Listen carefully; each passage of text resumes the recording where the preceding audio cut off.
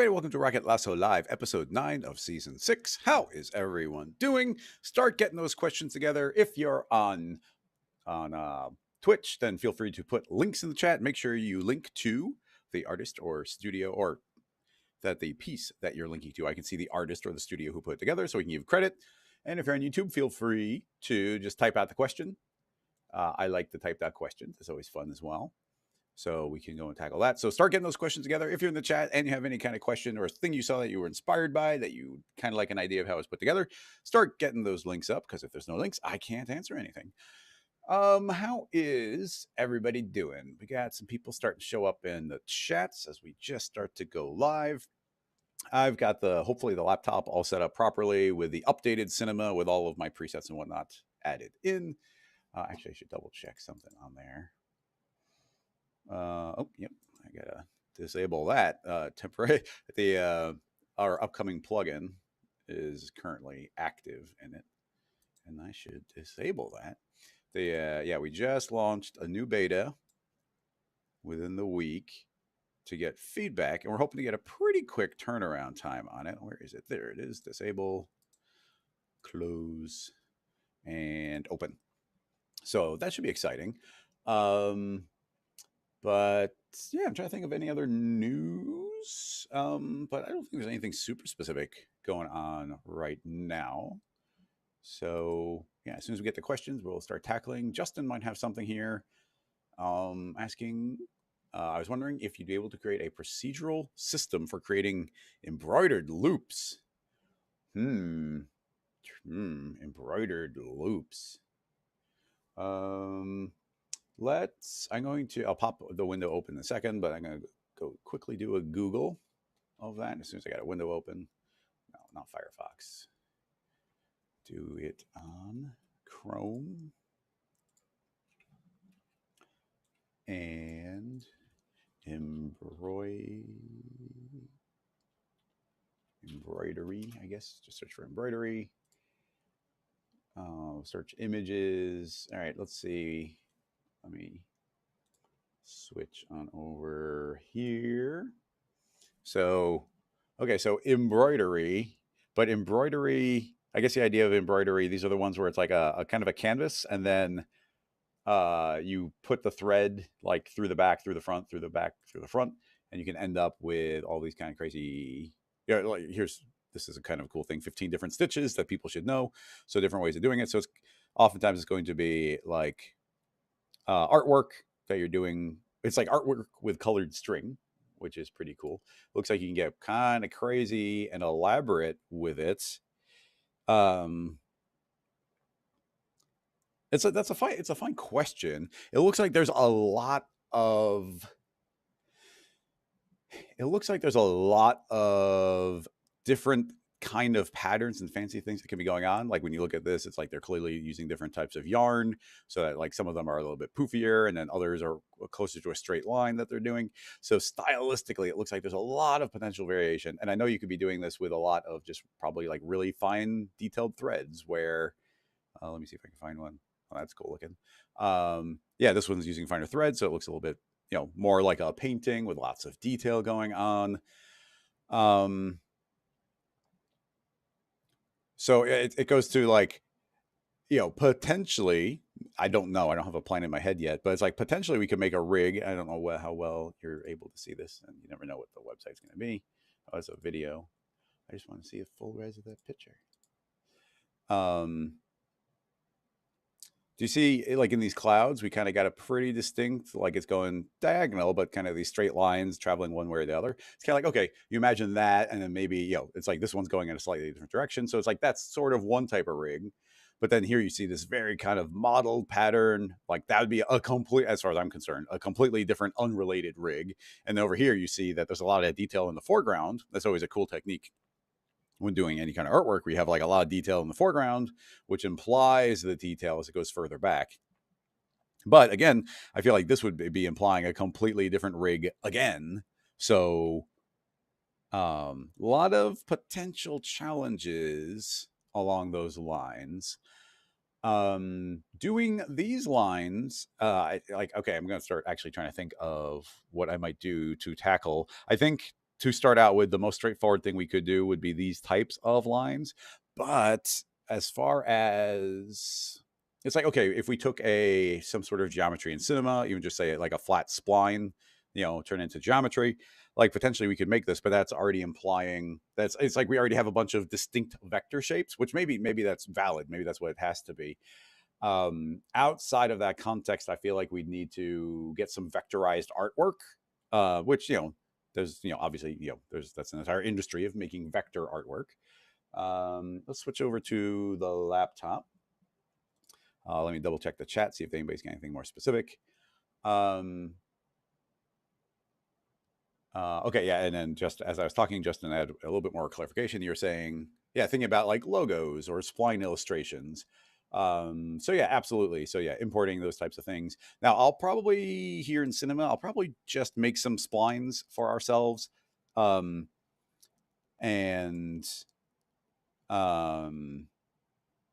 think about. There's a lot of potential. I've got a variety of thoughts. One of them is going to be using Slicer, my plugin Slicer, but I think there's other potential ways to do it as well. We'll probably end up having to use some capsules. So, apologize to the people out there who don't have the Max on One subscription and wouldn't have direct access. But if we're going to keep it procedural, we got to do that. When I use one, I'll try and show you like a manual way of doing it. Which potentially, maybe, I'm trying to think of actual ways I would do those procedurally. But anyway, I got a couple different ideas. So let's start out with, actually, I can go and draw whatever shape, or we can try and import something. But let's just start out something kind of very visually obvious. So we can do like a cogwheel here. So this is giving a lot of kind of distinct shapes, a lot of kind of lines we can crisscross over each other. Actually, yeah, this will show some good variety of potential things. So I'll make an end side here, and we got the cogwheel, which is representing a sort of a concave shape. And then it probably isn't a bad idea if we did some text either, where we can even leave that and just go bold. So we're going to kind of tinker around with some different objects. And we have to keep in mind, I think a big thing for some of these processes is going to be the idea of a convex shape. And this right here, that's a convex shape. And this is a concave shape, where essentially there's divots inside of it. Like you got something that pushes in. And the way I remember the difference between convex and concave is like, oh, a little cave going in from the surface. So even this T is concave, where if you like right here, we're dipping into the outline, where if we wrapped this totally, there'd be kind of a straight line here, straight line here. Think of the way cinema will interpret objects when you're doing simulation. So the obvious or the easiest thing is going to be when we have a convex shape. So to keep this mostly procedural, I'm gonna make a connect object, and I'll do all my procedures on the connect, so I can just easily swap an object into this connect to do additional things. So the first thought that I have is maybe we could use a tracer. And somebody in the chat just said tracer, and that doesn't give too much direction. A possible methodology would be cloning onto an object. I'll clone onto the connect, and what I'd like to do is, there's no random mode in here, but what I would like to do is randomly make a whole bunch of copies all over the surface. So my thought here is we're going to make a kind of a random crisscrossing effect where everything's going every which way. Probably going to be a lot of redundancy. There's going to be a lot of density in the center point rather than the edges, but let's start out relatively simple. I'll make 100, and I want them to be randomly distributed along it. So I'm going to give it some offset variation. And let me make these really tiny, so maybe we can start distinguishing them. Teeny, teeny, teeny. Okay, so you see we get these little dots. So if we say in the matrix, I want it to, you see I did offset variation, and now I have to start giving it offset, and now these are all getting pushed around. I want it to go tiny, but maybe not that tiny. So yeah, by combining, well, let's do this. If I do this, you can see we can slow, actually, it's perfectly even. This offset is offsetting them, but they're just perfectly patterned. If we lowered this down to 10, you can see offset is sliding them around. Let's jump it up to 100. And now I'm not just offsetting them, I'm going to randomly offset them. So now in theory, everything should be randomly placed in different destinations. So with the matrix selected, I'll create a tracer object, and I'll say I want to not trace the paths, but connect connect elements. Yeah, connect elements. And now you start seeing we get this kind of weave pattern zipping all over the place, covering everything. So relatively straightforward. We just start typing in more numbers here. And as we get more, you're going to see that we get all these really nice lines crisscrossing back and forth. And yeah, we could render these directly, which in theory we can. So let's do that directly. I'll visually hide the matrix. And yeah, I'm happy it's actually got these corners because, in theory, there's like a point here, which is connecting to a random point here. So you get sort of a straight line there. Maybe we should hide the original connect as well. So yeah, that's working pretty well. Actually, interestingly, we get a decent amount of control here where if I started pulling back in this offset variation, eventually you're going to end up see this is the pattern where everything's connecting to its neighbor, to its neighbor, to its neighbor. And as we start adding a little bit of variation, it's actually kind of outlining that in a kind of a cool way. And if we keep it going further and further, eventually they start linking in other spots. So maybe not even going full variation, but just enough so that everything starts looking kind of evenly distributed. So, at this point, pure randomness, but here we could be like, oh, we want the middle to be a little bit less dense. If we keep on going, maybe as we keep going, it just seems to be pure randomness, which again is fine. And we could do different random seeds, and we could create a different count to do different distributions.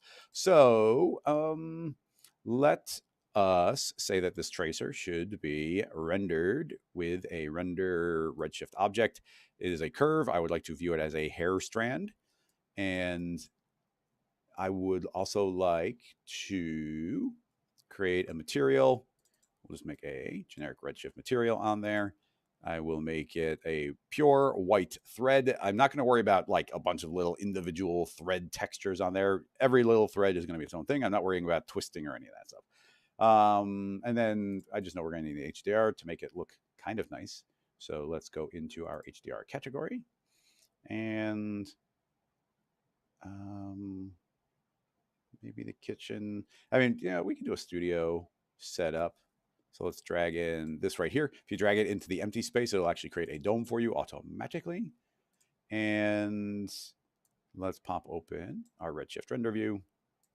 Just before I start rendering, I'll give it a quick save just to be careful. Here's episode 7, 8. So I forgot to duplicate the episode again. Sorry. There's a million things to do to prep for a live stream. So there's episode. Let's unpin that since it's not real anymore. 1 second. I don't know what's secret and what's not. So I'll pop on the screen and navigate to episode 6, duplicate 8, rename it to 9, link it, scene files, delete everywhere. Okay, apologies. Now we are back. Okay, so scene files and save 1A. I'll just call it threads on vectors. Cool. Okay, let's start our renderer preview. Pull this over. Okay, so a couple things I'm going to see right away. These lines seem relatively thick. So immediately, let's go potentially too thin. So yeah, those are super thin. I'm going to make a sphere. And everything's a little bit offset right now. I'm going to move that over here. And I just want to get an idea for what the lighting is doing. So, and let's even apply that same white material there. So zoom on up. And now I want to just spin around my dome light until I get an angle I like the look of. I'll hit R for rotate and lock. Actually, no, I want to leave Y. So I can just start spinning and, okay, yeah, already better. Essentially, I want it to be a little more distinct in one direction. It should give it a little depth to it. So, okay, that looks good. I dig it. And let's also, we don't see in this angle, but I'll just say don't show up in the background. Okay, cool. Now turn off the sphere. That was just for lighting reference. Okay, so now we get all the threads layering on top of each other. We can set the thickness. I think maybe somewhere in between is good. If we're doing real world scale, we could look up a thread's thickness. But yeah, getting just some threads going back there. Now that we are rendering them, you can definitely feel, some empty spots. So, thicker threads will go a longer way. I mean, there are, you know, if we want to start adding imperfections, we actually have a lot of options here. And one thing I definitely wanted to do was start making sure these lines are offset from each other a little bit. Right now it's perfectly flat, so all those lines just crisscross. If we grab our matrix object, I can say, give me a random, and the random's going to push it everywhere, which is kind of fun. But now let's say I'm going to say 0, 0, 0. And what axis are we on here? I don't honestly don't know. I'm just going to guess. Nope. Yep. Yeah. Okay. So I'm pushing out on Y, and you see that gives it some height to it. So now we can just go like a little bit, like even there. That's, you know, 1 is a lot compared to the thickness of the thread, but now they're not perfectly on top of each other. So the hope would be that these are all, they're going to be like casting slight shadows on each other, just give a little more depth on top of the actual lines. So yeah, that's cool. Okay, options that we have: we could vary the thickness of the line a little bit. Maybe make it thicker. Maybe let's tell this temporarily just to see if it does anything. Let's tell it to render as cylinders, and I'll make it 0.4, double it again, just to start seeing what we got. No, honestly, not horrible. And I think, oh yeah, I remember. I was going to say, even before that random, I don't know if this will help or not, but maybe add some imperfection on the way they're all set up on these corners, make it a little less perfect. And I was thinking the best way to do that would be a push apart. We don't use those very often, but a push apart with like a radius of 1, which is probably still too much. And also make sure that the push apart is coming before the random. So I'll temporarily turn off random, and let's grab the push apart and start increasing the amount. And the idea here is like if any of those points are like perfectly on top of each other on the edge, it's going to start pushing them apart from each other. Which it seems to be, it's not working as I think it's hard to say. The way that those points look on those edges is not exactly what I was expecting.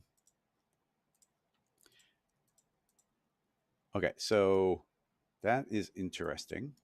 This is what it's currently doing, where it's like, oh, it's acting like there's a lot of clustering up in the corner here. So I could keep on increasing this, and you see they do push apart, but like, is there just no clustering in these in betweens? Is that random coincidence, or is them turning the corner implying that? Like, essentially, I want this effect to happen, but all along the line.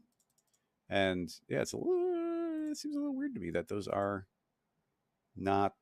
Maybe it's because they're perfectly aligned. Like maybe because they're all lined up, they're put. Oh yeah. Okay, I think I know what's happening.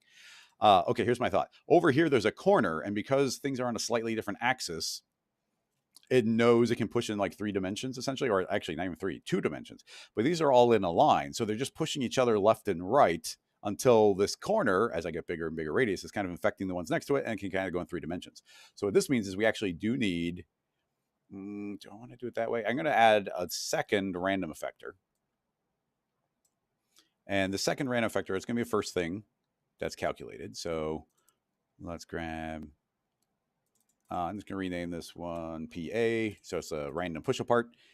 And I want that to be 2-dimensional. Let's turn on. So random push apart comes first. So turning off push apart, what I want this to do is only go and randomly push 1, 0, 1. So now you can see that still kind of 2-dimensionally, I've offset everything from each other. So they're not perfectly in line, but none of these are pushing it forward or backward. And it's because I want to keep that 2-dimensional. So now if I turn on the push apart, I hope that as I start increasing the radius, that now, yeah, even right from that middle line, it knows that it's allowed to separate out. So now it's looking a little bit more even. So hopefully that makes sense to you. Cool. So now, after all of that's happened, now I can turn on this random, and this random is going to be the depth that gets added in. So let's say this is random dot depth. Okay, cool. Now bring back our tracer, and my hope is that I mean it's doing it, but let's see if the effect is strong enough, because we still get these straight lines going, but there's a little bit more jitter on those corners, so they're not quite as perfect. So, you know, stylistic thing, do we want those to be spread out, or do we want that nice clean perfect line? I don't know. Hitting save. Okay, so now experiments to do here. The material probably be good if those were a little softer. I'm not sure if this will look good, but let's try adding a little subsurface in there. I'm going to crank it up all the way just to see how that looks, and if it actually translates here. Which, yeah, it's hard to tell. It's a subtle thing in this type of environment. Um, we got, yeah, I'm trying to think of any ways of adding like fluffiness or anything. But is there any way of getting random-ish thickness? I don't even know if that's a good idea, but we have to resample. Potentially thickness can be controlled inside of a material, but I don't think I want to go that far with it. Okay, so now just pushing the stuff further. Although with that looking so not very different, just for speed, I'll leave the subsurface off. Okay, so now let's see what happens if we start adding more matrix objects in there. So let's go 5 times as many. And you see it refresh, and now you see it's filling out way more. You definitely start feeling the layering of those lines a little bit more. They feel like there's a little bit more heft to them, so it's kind of neat. Actually, yeah, that's pretty good. I got to jump it up too big to 1 and see if it actually does truly feel too big. I'm surprised to see that doesn't feel too big there. So, with these thicker lines, potentially we don't need quite so many. And yeah, so it's still filling it out pretty well. I don't mind that. Now, well, let me think. So this was I hesitate to say the cleanest version. And I actually did want to push these a little bit further. So I am going to drop this back down to like 0.3. And I just want to see what happens if we put like a ton of these in there. So let's go 10 times as many. So we got 22,000 lines bouncing, kind of just randomly going along the spline back and forth. See, it's taking a long time to calculate. Like the push apart effectors, having to push them all apart. There's a lot of calculations going on there. But now you got all this depth with really thin lines. A lot, if you were to rotate the camera, there's going to be so much depth in here of all these lines crisscrossing. I mean, this is only working to outline a spline, but it's a little bit like Ricochet for being able to fill this stuff up. So yeah, I don't mind that. That's not bad. So yeah, something to keep in mind. So that's sort of the first little pass on that. 0.6. I'm just trying to find like a nice halfway point. So yeah, that fills out pretty well. So that's one thought. Now you see this is able to fill that out, and now every individual object could be given different colors. They like apply a different material to it. I'll just call that thread for now. So we can make this be a fluffy cloud and apply it. But let's look at some potential problems with this setup. And one of them is going to be concave shapes. So I'm going to yank out my end side and drop in our cogwheel into our connect, and you're going to start seeing the problem right away. And that is all these random connections are randomly connecting. So now stuff isn't filling in these teeth of the cogwheel, and then these concave bits are also getting crisscrossed. So yeah, like the shape is kind of there, but also kind of not. And interestingly, where there was supposed to be a hole, now a whole bunch of the matrix objects are applied to that, and it's filling out that almost doubly so. So it's doubly thick. So you see, this technique does not work as well. This technique is not super working for me when it comes to applying it on a concave shape. And I believe the exact same type of thing will happen on actually, it's going to be even more horrible on a text object. You'd want to probably build this letter per. Actually, I thought that these were all going to interweave with each other, but it looks like the matrix offset right here you see per segment. So each one is offset only on itself, not each other, and you only get a single connection going from one to the next. But even here, with it being better than I thought it would be, and you can see that we're essentially getting the convex version of these letters. Like it just can't. This technique can't handle those. So with that in mind, let's start talking about some other techniques. I'm trying to think of good procedural ways of doing this to avoid plugins, but like honestly, I'm having trouble thinking of like the procedural version of these. We're gonna go back to this shape now, and let's just save that, and we're gonna save that as one rig. So now let's go and start using Slicer to do what might look a little bit more direct, like the reference I had.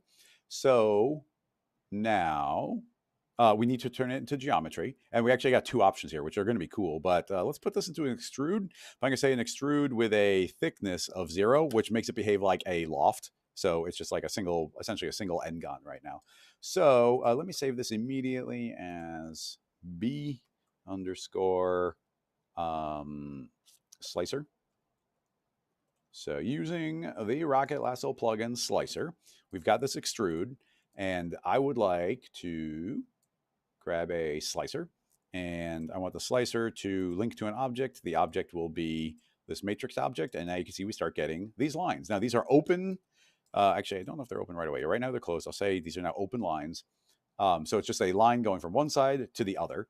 I can grab slicer itself, and let's scoot it over to our object actually is, and I'll hit R for rotate, and I can spin this to any angle that I want to.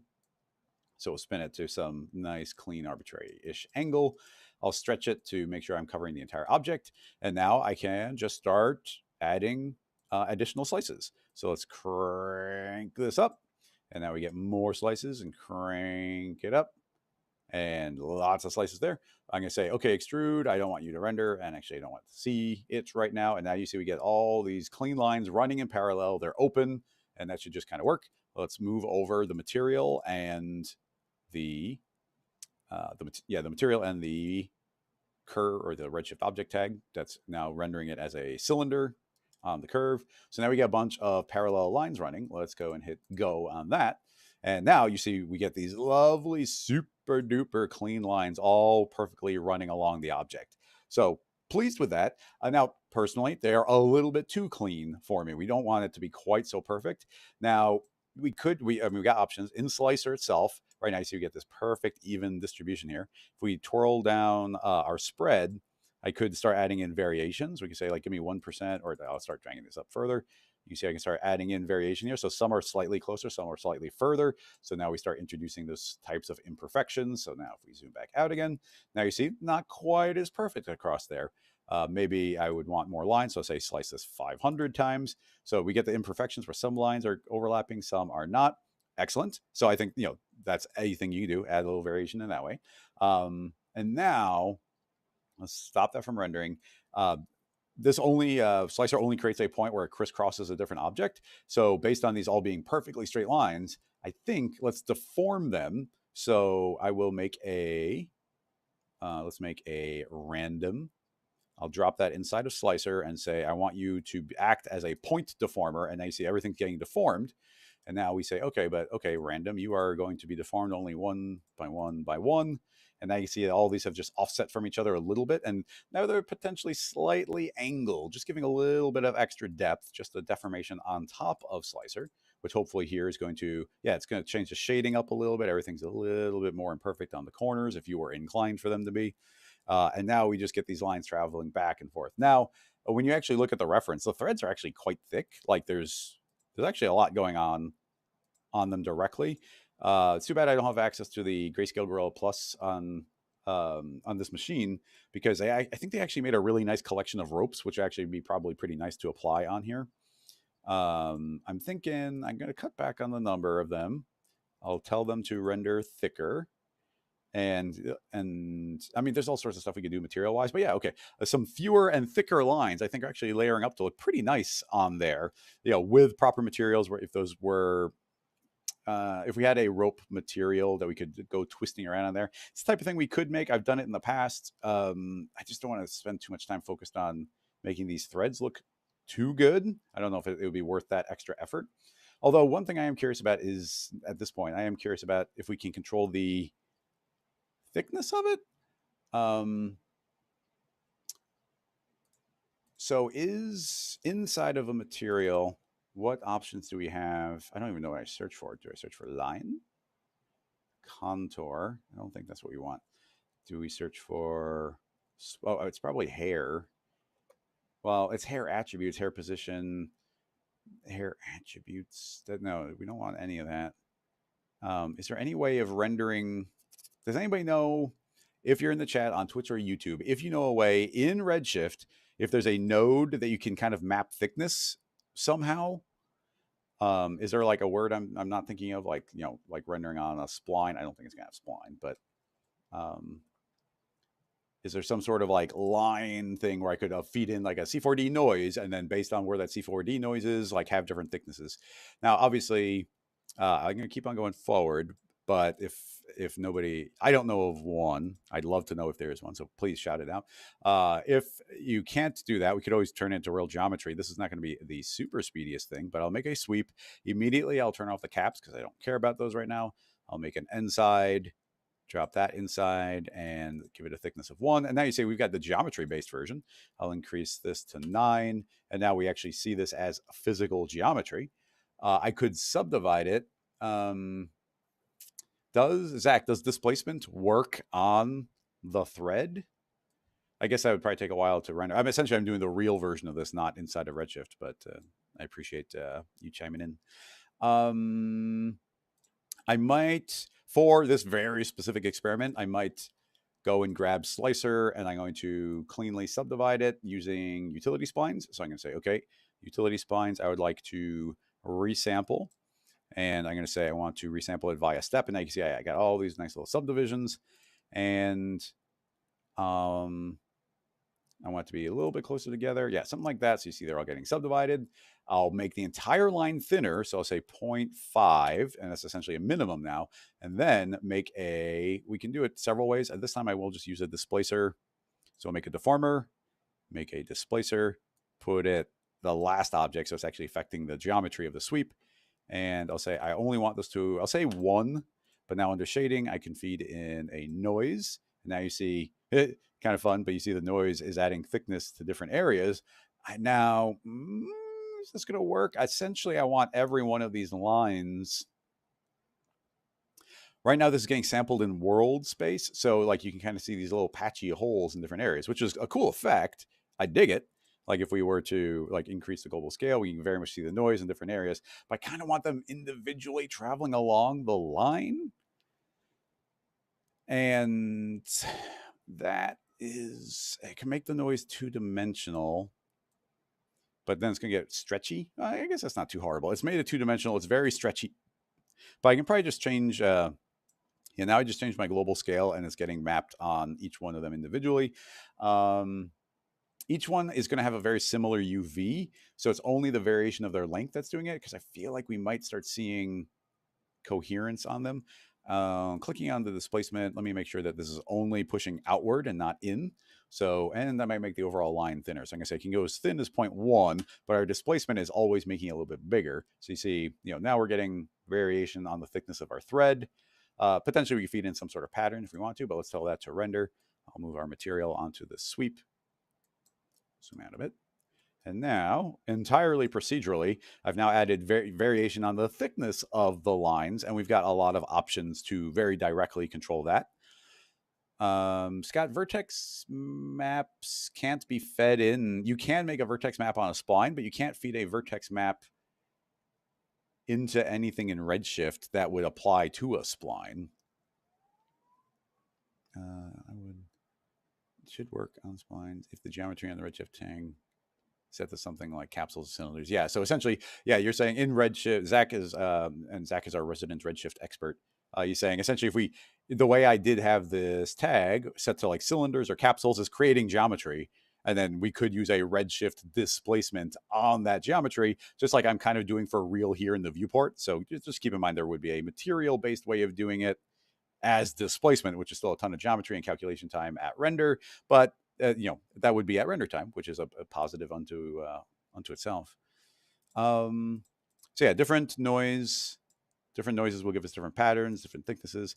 I'm trying to think of an easy way I could get these to offset better from each other, but I can't think of any procedural way of like offsetting per sweep. Like, yeah, we could do different offsets if we cloned these all out, exploded them into like a cloner situation or like a fracture type object. So I probably don't want to do that, but you can see here that we've got all those traveling along. Pretty happy with the way that looks overall.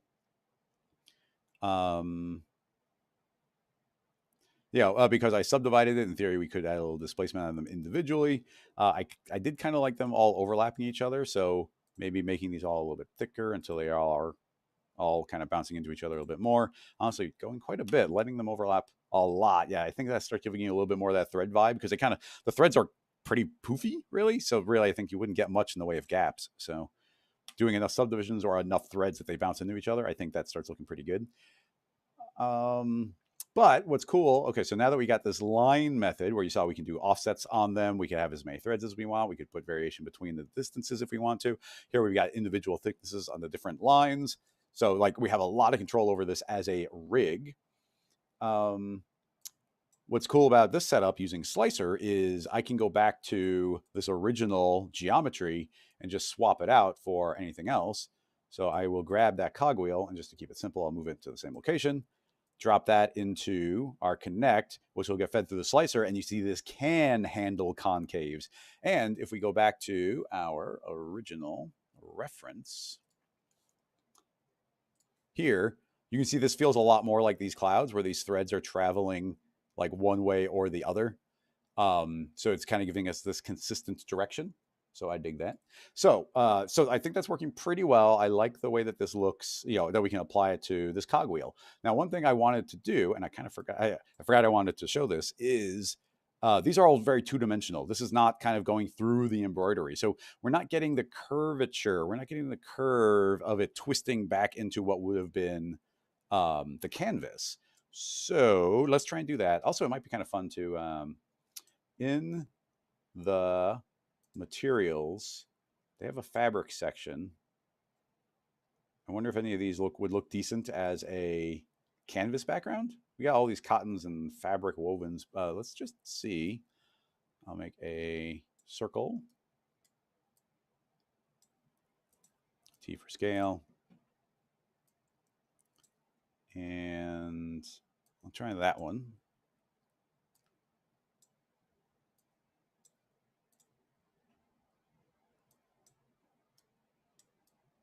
Yeah, look at that. Excellent. Okay, that's pretty much exactly what I wanted. Now, I probably want to make that disc like way bigger just to counteract the tiling. Like right now, it's a very fine pattern. But yeah, now we gotta get that nice little canvas. I could brighten it up if I wanted to, but now you can see it's like, kind of like the threads are just pushing in and out of that grid that we're seeing there. So now these are just like lines that are terminating. I want to give them some depth. What's cool is Slicer can do that for us. I think our rig is compatible with it, but let's simplify a little bit. So I'm going to turn off everything except for the raw slicer lines. For now, I'll even get rid of that randomness.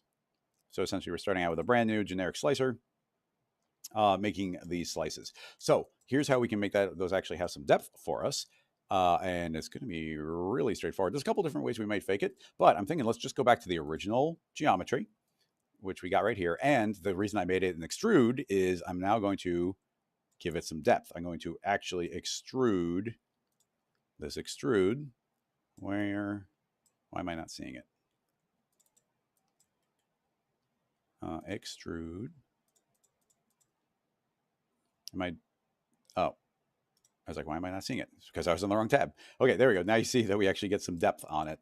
I'll say -3 should be plenty. So now you can see that we're actually getting some depth on there. Now, if I visually hit that again and we turn on Slicer, it's actually going to be essentially we're creating a perfect rectangle on every single one of those. It's not a single line. Now you see right now they're open. See how that is kind of just a U shape. But if we go back in the Slicer and say you are actually closed splines, and those will each get closed off. So now I'm making little rectangles. Now we could essentially we could do those rectangles and say, okay, cool, those are rectangles. And now we can, I won't randomly offset them, but let's just turn on that sweep. And now you can see that, we're getting the sweep traveling along all those. Now I did activate this resample just because it wasn't bypassing, but if we feed this through, you can see, okay, now we just get these sweeps and these all have depth, but I want to get some rounding.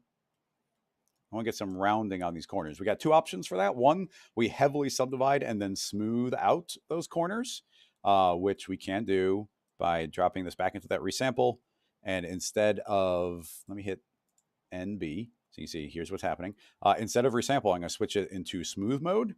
And now we are both resampling, and I think we need more. Oh, I'm rendering this whole time. Whoops. Let's resample even more, smaller. So I'm subdividing even more. And then we can start adding in some iterations of smooth. And now you see it curved out those corners. So yeah, now we get these nice smooth curves, which I think looks pretty nice. reactivate this displacer, so we'll get some thinner lines and some poofier lines. And yeah, they're overlapping each other quite a bit, so I might actually go make them a little bit thinner. Maybe the randomness is making it that was less of a thing. And what does a random do in this case? Okay, yeah, even adding in this random, this random's not bad because a random is happening first and it's getting smooth after the fact. So you can see all these get a little bit offset from each other, but not too much. Yeah, and now you see the thickness kind of comes back in. So yeah, look at all of this nice detail that we've got all layered up on top of each other. So I dig the way that looks. The canvas will still render. So now let's pull out a bit. I'm gonna tell it to be square, Control B, copy, paste. Cool. Now it's gonna kind of render the whole frame. Now tell that to render, and look at that. Yeah, now we're starting to get somewhere. Now the canvas is this whole thing pushed forward. So if I turn on the canvas, you see it's mostly in the back. So I'd probably scoot either the geometry or this canvas a little bit forward because really we just want that little bit of a curve going in. So now they're just barely poking out, and now you get that curvature in the corners, which honestly I think goes a long way. And we've got even, I mean, there's more that we could do. Like I said, I feel, well, if you start thinking of these as threads, when those threads are getting pulled through the corner of the canvas, when they're actually getting pulled through a hole, they get pinched tighter. And if they're getting pinched tighter, they'd be a little bit thinner there. So we've got additional options. Like right now, we've got this displacer, and the displacer is inflating everything. If we turn off the displacer, you see everything's going to get a little bit skinnier, which, again, now you can kind of see the implied threads traveling back and forth. Having done that, let's say, yes, you are indeed inflating, but now we can go into the fields, and I'm going to feed the connect into it as a spline object. And I'm going to say, I want this to be based on the radius along the spline. And right now it's a rather large radius, but now if I start increasing this, this is saying only apply it where the fall off is. And if you see, if I increase it just a little bit, like here's a fall off of 8, you see that the corners have gotten thicker and the inner parts are actually quite thin, which is the opposite of what we want, but that's fine. If I zoom out a bit, you see that these corners get thicker. So we just want the opposite effect. So we just go into our remapping and say invert. So we see the opposite. Now the outer parts get thinner and the inner parts are thicker. Now, I mean, obviously that's a tiny detail, but I think it's those types of tiny details that go a really long way. So in the field, I might make that radius a little bit smaller. I kept making it bigger so that, what am I doing? Fields, layer. That's what I want. I kept making it bigger so we could see it, but honestly, this would be pretty thin. So it's only getting thin right there on the edge. I could keep pushing that further and further and further, but now you see this will pinch down an extra little detail. But here's the fun part. I mean, this is why, this is all the Rocket Lasso tools, and like our big philosophy is we now just made this procedurally. This is a procedural, what is this called? It's a procedural embroidery on this particular shape. We could add so many different layers of smoothing. We could subdivide these further. Our displacements, like they're getting a little bit twisted over here. That's probably due to this random, which if I turn off that random, it's a little bit more linear. Add in a little bit of randomness. It's going to add the variation in. We could add in that variation from slicer, which we had before. Under slicer, we say, give me 15% variation. And I see there's some gaps in there if you want to add in some imperfection. And keep in mind, we're zooming way up on this, but I think you would be typically viewing like a whole scene, and that's going to get a lot smaller in the overall scene, which automatically sort of adds detail to it. But to me, it's procedural. So the best part of all of this is I can go back, grab our text object, and scoot this down. And let me just hit save because everything's working so well. I'll yank out our cogwheel, throw in our text spline, and now we've got embroidered text. Now chopped off because slicer only goes so far. So I'd have to go back to slicer and say make more cuts, but we'll just leave it there for now. Zoom on back in. And I have to hit refresh in Redshift. And it looks like the text is extruding the opposite direction. That's just a thing extrudes do sometimes. Actually, that's what happens in auto. I hate direction auto mode because it never goes the direction I want it to. It's inconsistent. So I'll put that to Z. Now it is consistent. And now you see it did pop in. So yeah, all of those are poking forward now. And now we got our it just updated automatically to this text. And because I fed everything into this connect object and I'm always linking that connect, all I have to do is swap out this child and my whole rig updates. So not only did it update to have slicer chop the correct thing, but it also updated so my displacers connect fall off updated as well automatically. So I really dig that. We can type in, let's get our ampersand in there. Automatically, you see that updated. We can grab, let's say, center in the middle, scoot this over. Even here, like, look how quick it's running, even with all those subdivisions. Like, that's pretty good. Yeah, so update the text, update the font. I can grab slicer. Slicer's got the random as a child. Does that matter? It'll just spin with it. But I can grab this and say, actually, slicer, I want you to, let me carefully grab the blue one. I can start spinning this around. You can say, I can tell the slicer to slice from a different orientation. So now that's slicing from a different way. So every letter, we could just make a different slicer to be like, oh, and you cut this way, you cut that way, you cut this way, and offset each of those. If you were a slicer, can technically output a bunch of different colors. Now we're doing this with a sweep, and there's no way to translate from, like, sweeps don't respect colors, unfortunately. So there'd be no way of translating that up into this geometry, but Redshift could see it if we wanted to. I mean, I'm going to save it here because essentially that's where I want this rig to be. So an unsaved version of this would be, let's turn off the sweep. So now we should just be getting those raw lines. But if we go back to rendering those raw lines, then now these don't have varied thickness, but now this is Redshift just rendering the lines, not the sweep. But because Redshift is rendering the lines, I could say, in my viewport, check this out. I really like this. So in the, I guess actually in smooth is also capable of doing this. So in the smooth, I can say, hey, I want to output random colors here. And I also have to say to explode all the segments. So now I exploded all segments. Every segment has now been given a random color. We could also feed it a grayscale. So we say, okay, output a random color on each of them. And then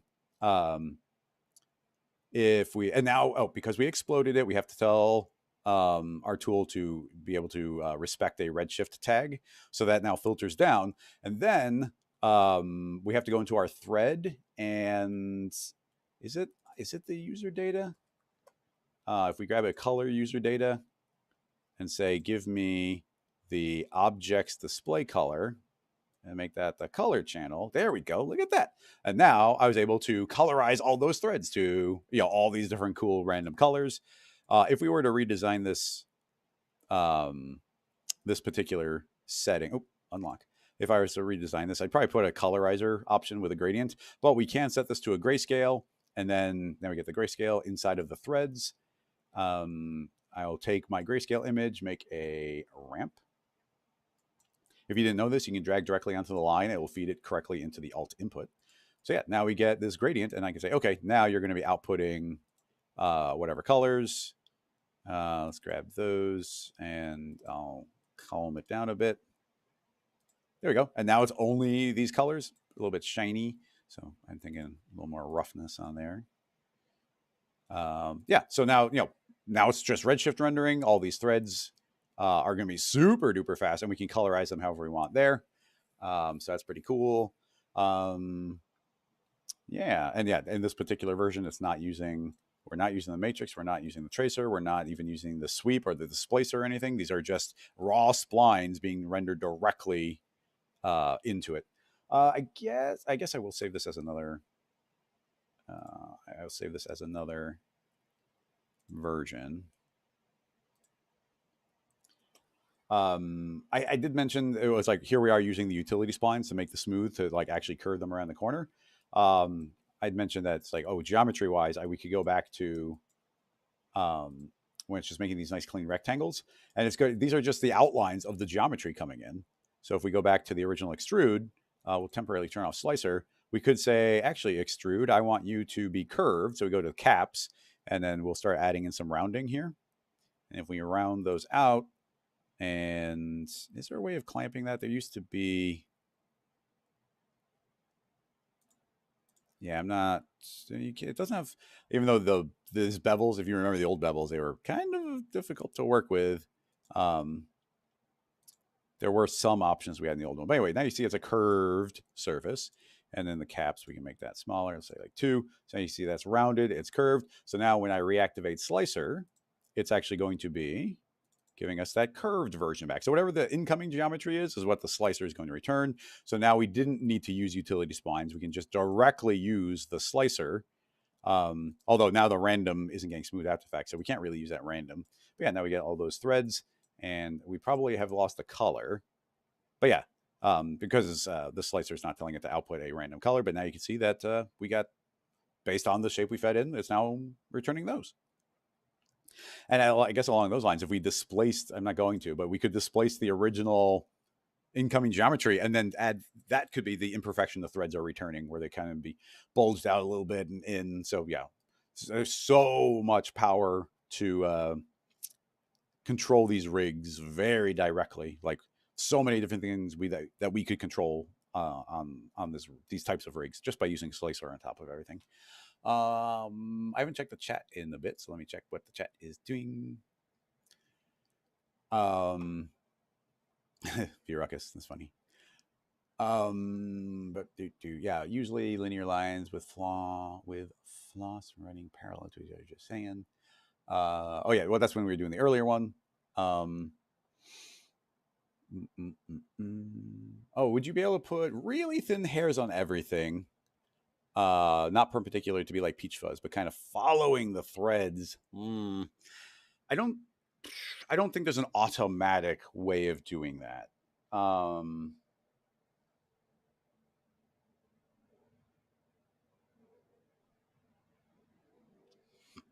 Yeah. I guess you can make hair. You can put hair on a spline. I don't do it very often. Let me file revert. And now we're back to these wiggly lines. So I'm with you with the motivation. So let's see if we can add a hair on here. I'm just curious if we can add hair onto the slicer or onto the smooth. Actually, right now I'm super doubting it, because right now I'm returning it as a bunch of different objects. So if I were to make this object editable right now, you'll actually see we have a null with a bunch of splines under it. So if we're going to do that, I think we're going to lose the color. But let's just go step by step and see what happens. So simulate. Hair, add hair. And yeah, so that did not successfully add hair onto this spline. I didn't expect it to. Now, there's a better chance of it doing it if I say single. It's only outputting a single spline. So now if I make this editable, you see it's not a null with splines under it. It's just a spline. That's actually really difficult for us to do. So now we go to simulation, and now I think if I click that hair, yeah, you see it will successfully add hair onto a spline. The problem is even though these are, these are cloned onto all the individual splines, which is pretty good, there's no automatic way in the current setup to make them go in the direction of the spline. So something we could do would say, right now it's routing to the spline vertex, and the growth is based on the normal of the spline, which I think in this case it just means going straight back. So what we could do is say, well, do it, but do it in a random direction. So we say direction, but now it's just, it's just an orientation. It's not like a spline rail or anything. So I could say random. And if you say up, actually we go editing and we say regrow, right? Update kinds. Reroute. Oh, okay. Reroute did it. So if I click reroute, you see it actually is now updated those settings. And now you can see I've got all these random hairs going in these random directions. So with the appropriate material, so we've got this hair material. So I'd say, hey, let's add in a lot of frizz. And we can add in a little bit of kink on top of that. With all these little ones. But like I said, we're losing the color. So I think our best bet would be to... actually, we already merged this down into one object. So I'll just feed this tag, I think, onto here. Maybe. We might not even need to do that, but let's reactivate Redshift. Just see if those render at all. They're probably going to be really fat. They are there. I think they render automatically. I don't think they take that tag. So yeah, you see they're just there automatically. The material, in this case, it would probably be good to break that and just have them be one color. And you see these are pretty thick right now. We grab our original one. Let's tell that to be 0.5, relatively thin. And then you start getting these little fuzzies coming off of it. So now we can go into the hair material thickness and say it's going to go from 0.1 to 0.01. So now we get, in theory, give it a second. Yeah, now we get these tiny, look, now we get these little teeny hairs. So then, does this respect the actual final hairs here? I don't know. So I'm going to say, give me 3 times as many. And I want to see if that updates, or is it just seeing the individual guides? Wait for it. Okay, it did respect it. Although, okay, so these are, the hairs are transitioning in between here. So it's rooting auto. This would need a lot of, okay, let me explain what's going on. Do you see, if I move my camera, it's going to move, but do you see how we kind of get this, like, oh, we get a cluster right here, we get a cluster right there, we get a cluster right here. It's not like they're all randomly in every direction. Well, that's because we made a whole bunch of random hairs that are shooting off in every direction. But now, kind of procedurally, we're saying, well, interpret between those hairs and create even more hairs. And so that interpretation means we're kind of getting like, well, there's one spike here, so it turns into a cluster, which slowly transitions into a different direction, which transitions into a different direction. And I don't think there's there's different settings here for how they blur. I guess there's from guides variation, but it's like, this is referencing 4 guides. I wouldn't want to have them be calculating more from there. So I think we just might end up with some limitations when it comes to our ability to add hairs on that. With a lot of the procedural stuff we just doing. So essentially, that's kind of my thought on hair. We'd lose a lot of the color we did, but we can add hairs onto splines and do some fun stuff with them. With any of the new normal editing features, is any way to change the normal of the spline? I don't. That is an interesting thought. Hair growth is from the normal. Okay, well, let's do a test. Okay, Zach brings up an interesting thought, and I literally haven't thought about this since it came out. We have the ability now to edit normals, which is very strange, but you see I've got all this geometry here, and I will make a shiny redshift material to put on here so we can see it clearly. So that's reflection, and we'll just go easy on that. Okay, cool. So it looks all super shiny. So do we need to make it editable for one? I'm going to add, where would that live? Render tag? No. Modeling tag? There it is, but okay. We need to make the object editable, unfortunately. Maybe we can put it into a connect. Modeling, nope, still not. Okay, let's make that editable, which right away, if we have to make it editable to do it, that takes away a lot of the procedural nature. But now we can make a normal tag, and the normal tag, we can use transfer, and now it's using fields. So I can delete that. Oh, actually, yeah, if we don't keep that, essentially now, this is very strange, but we can aim the normals in custom directions. So I think the simplest thing we can do would be make a linear here. So now delete this, set that to normal. Okay, so essentially I'm now saying the normals flow in the direction that the field tells it to. And because I'm using a linear field, it's traveling from one direction to the other. It might be backwards, but I think it's fine. But I think where it can get interesting and weird, if it works, is if I hit R for rotate. If I start rotating, you see I'm not rotating my object, but it's spinning. Why is the reflection spinning? Well, we're spinning the normal. We're spinning the direction the polygon thinks that it's facing. So essentially, we can do a perfect test right now to see if this would work. By angling that in this offset, in this weird orientation, our polygons are facing up, but our normal now thinks it's facing off to the side. So now all we have to do is add hair and see if the hair is tilted. Add hair. It's straight up, and it is based on the normal. Is there any way to bake that down? I'm going to put this into a connect object, bake that down. So now there's still this normal tag, and I think, yeah, our reflection is definitely still tilted. So now if we add hair onto this, still not tilted. So it looks like this might be calculating not from the actual conceptual normals of the object, but instead it is like calculating its own normal. Essentially, you can calculate a normal just from a triangle. Like if you take first point, second point, third point, you get a direction from that. So I just don't, unfortunately, I thought that would have been interesting, but it just doesn't look like that's the way it doesn't view it that way. Logically, I would think it would do that, but yeah, it just doesn't see that tag.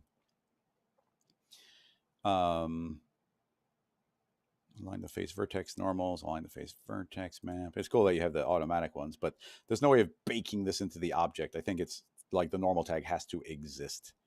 But anyway, that was a super interesting experiment. Thanks for reminding me, because that would have been a cool place to do it. And then the very, and I would not recommend doing this, but, and I might even leave it on random here, but this is not the craziest amount of these. I'm going to make them longer. Put that back to something reasonable. And increase the length a little bit. Okay, so now what I'm going to do, can we, under forces, actually, let's ask a simplified question. Does hair see field force? I don't know. So add hair, add let's just do a couple confirmations. I'm going to make a wind, and I'm going to say the wind is really strong, blowing over towards the right. So if I hit play, see all the hairs blow over to the right. They're also going to blow down, but they blow to the right. Excellent. So now let's make a simulation force, field force. And I'm going to make that also very strong. And the hair automatically will be including it. So now we can make a solid, and I'm going to say aim off in one direction, and there we go. It does also work. So, okay, hair does respect field forces, which is really good. Hair's pretty old these days. Like, man, it's really, really old. So, so we got all these hairs. So now I'm going to make a custom field force, and the field force is going to be the spline.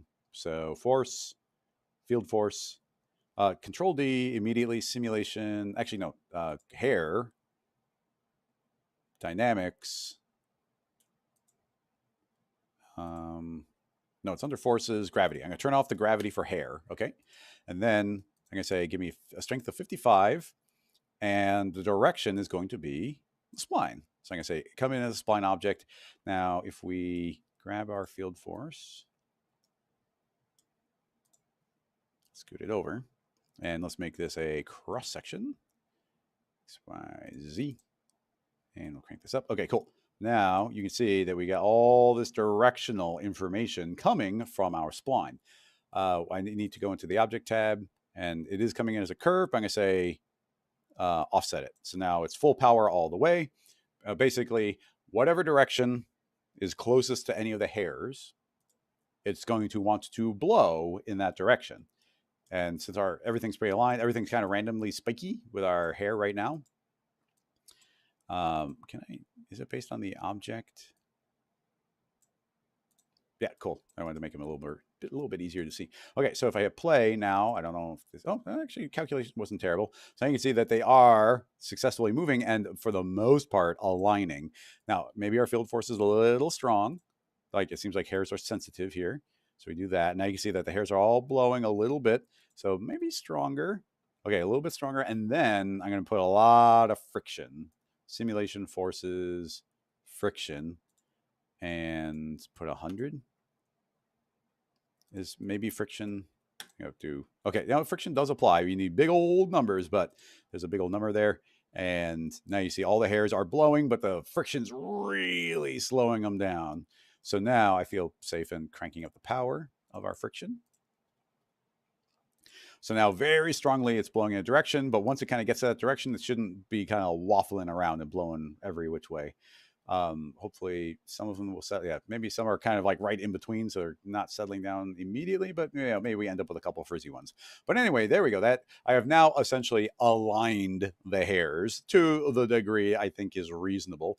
If we put less power in there, it'll align less. I intentionally left it random so they all have slightly randomized directions. Um, so yeah, it's an interesting process. I wouldn't be surprised, honestly, if we could even kind of twist them around if we did that same trick we did last week where you did the spiral around. But at that point, we're cloning helixes on for forces. Like we could potentially do that. But anyway, these are all now aligns. So the blending of them, I think, is going to work a lot better. I'm going to say don't render my original ones. So now we're only rendering the hairs. So no slicer here. Slicer just told it the direction, and now you can see them. Let's make them thicker. 0.1 to point. I mean, they can stay super thin there. Yeah, so they're a little bit thicker. Oh, they're super frizzy right now. So let's just turn off the frizz for now. And yeah, okay, you see them incredibly aligned. So we can go and activate the frizz again, and we'll drop it back down to reasonable numbers. Just add a little bit of variation on here. Give it a second. Yeah, so they're mostly aligned. And now now we can go into our hairs, go into the hairs for interpretation, and I'll say, hey, create, actually, they don't need extra subdivisions, and I'll say, make triple the amount. Let's just see how long that takes. Yeah, okay, so triple the amount. You see it starts filling out even more. Honestly, I feel like maybe kink is a better a parameter for it to be doing than frizz. Frizz is going to mostly make the tips flare out. Why there? So let's get kink in there. Turn off frizz. Every time I make any change here, it's like triggering a full refresh. So stopping the render if you're making multiple changes would be a good idea. There you go. Yeah, so there's kink. It looks like we're going to pull back on kink. Actually, that fills it out quite nicely. So this starts feeling like that starts looking real fluffy. That's looking kind of cool there. Okay, let's make a few tweaks. First of all, stop rendering. I'll make it only a third of the power with these kinks. Let's also make the hairs longer. We'll have to resimulate. Not quite double the amount.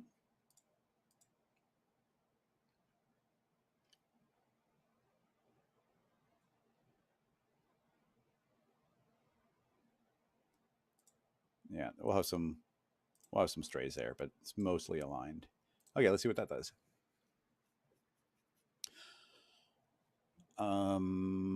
Yeah, but yeah, this is not a direction I thought we'd be going. It's I mean, it looks really dirty right now with the particular colors we have on there. We could add all sorts of variation. But now it kind of looks like a dirty mop or something. But I'm really curious to see how that looks with just a little bit of distance. Let's let this resolve just like a little bit. Give it a little bit of time to look better. But yeah, I'm actually hair worked a lot better for us there than I thought it was going to. And considering this is not fake at this point, like every one of these little teeny little bits of frizz is its own little hair, which is pretty crazy. And we could bring back our original line. So that should immediately pop back in. I don't know how thick it is. Let's just let it render and then I'll judge based on that. So yeah, now we get the original line. So that's kind of fill it out so it looks a little more solid. And now we got all this little bit of fuzz filling that in. Honestly, I kind of liked when the kink was higher. So let's put that back up to 30. And it's gonna fluff it up a bit. Now there is a scale, like a scale X and scale Y. Like there's a chance we might want those scales to be bigger, but yeah, that's gonna fluff it up a bit. And look at that. That's incredibly detailed.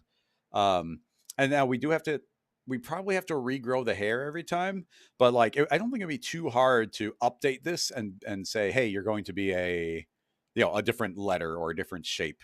So, and keep in mind, Cinema's got all those really nice tools for if you have a Illustrator vector illustration that you could bring those in.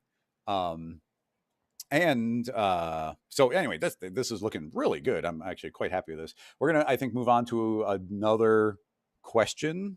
So if anybody's got a question, feel free to type it in. If you had a question earlier and I didn't see it, just put it in again. But yeah, please put in more questions so we can move on. If people are super interested, we could keep on exploring this, but at a certain point, we're gonna have diminishing returns. Although I'm quite pleased with what we got out of there. Like that's very, very detailed. And I just threw in a quick HDR, so we didn't even do any proper lighting.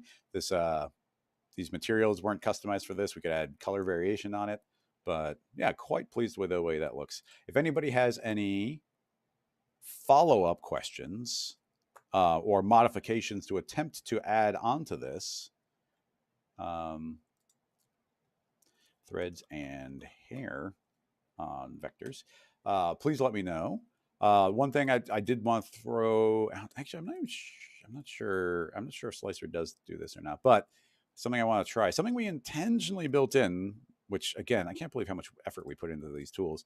But if I go in and make a cloner, I think this works. I'm not sure if it does actually, but I'm going to make that. I'm going to say random and say random color. So now that we got all these random colors, if I make a Rocket Lasso slicer and I'll angle it and make it bigger. If I say I want to link to this object, not that, this, we get these slices. And if I go to the slicer and say spline explode per layer, and I'm going to say colorize as input. No. Colorize. I mean, it wouldn't be from matrix. Maybe it can't. Maybe it can't do it from a cloner like this. But well, if that was made editable, oh, I crashed. Well, I saved everything, but didn't like making that cloner editable. Solid and quick to crash. But Slicer, I think Slicer has the ability to take on the color of the object that's slicing. The actual object color. And Crabmit, thank you for the subscription on Twitch. That's super appreciated. Okay, let me show you at least conceptually what I was thinking. If I make a slicer and get the correct orientation. So now we're getting those lines. Visually hide that. But I'm going to say that the object, automatic, and let's just make it pink. If I say slicer, I want you to explode by the layer and then from matrix as input. Maybe it doesn't.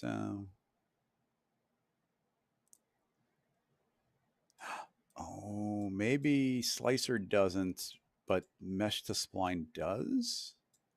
Because this can, we can control the color of these lines via a matrix object. So I can feed in a matrix and each line would be its own color. But maybe it doesn't, maybe it doesn't take the color in from the object itself. I thought those would turn pink.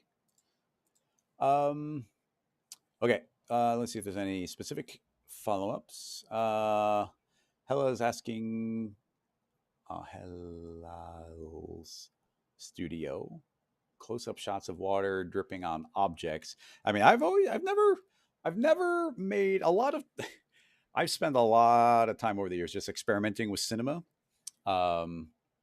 just playing around and trying to solve problems and make different things. And I've never specifically tried to make like water running along an object. Like very often people are asking for like drips of water down like a soda can or a bottle of some sort, or maybe going down a windshield. I've just never really tried to make that type of rig. It's just not the type of thing I've experimented with. So a lot of time I have kind of a basis to start exploring. That is very specific. and I don't have a lot of experience with it. So I guess what I'm saying is no promises. Um, Also, it goes to like you're saying close-up shots of water dripping on objects, but stylistically, and maybe even the way the rig would be built would be, when you're like driving down the road and it's pouring rain and your windshield is just 100% water, but there's kind of like waves of water going down. Like that is different than like a bunch of water droplets traveling down an object, and maybe the water droplets are leaving little tails, and then they're merging with other little droplets, and they kind of merge and unmerge from each other, which which would probably also be a completely different rig than a single drop of water going down. And each of those, I'd have a very different approach to do it. And then even some of it goes to like you can potentially do that procedurally with materials. Potentially, you could even have animated materials that are able to do that. Potentially, like my inclination here is like to do um probably a volume builder, maybe even with the new particles, and have volumes kind of drip along a surface, and leave physical geometry that is the surface. So uh uh, Hell's Studio, if you have a more specific thing you're interested in, or if one of those is like, oh yeah, I'm specifically asking about this, please let me know. Because otherwise, I'd be, like I said, I just listed out like 5 different questions essentially, and I'm not sure which one of them you are interested in the answer to. Um, so, I mean, a basic, obvious thing,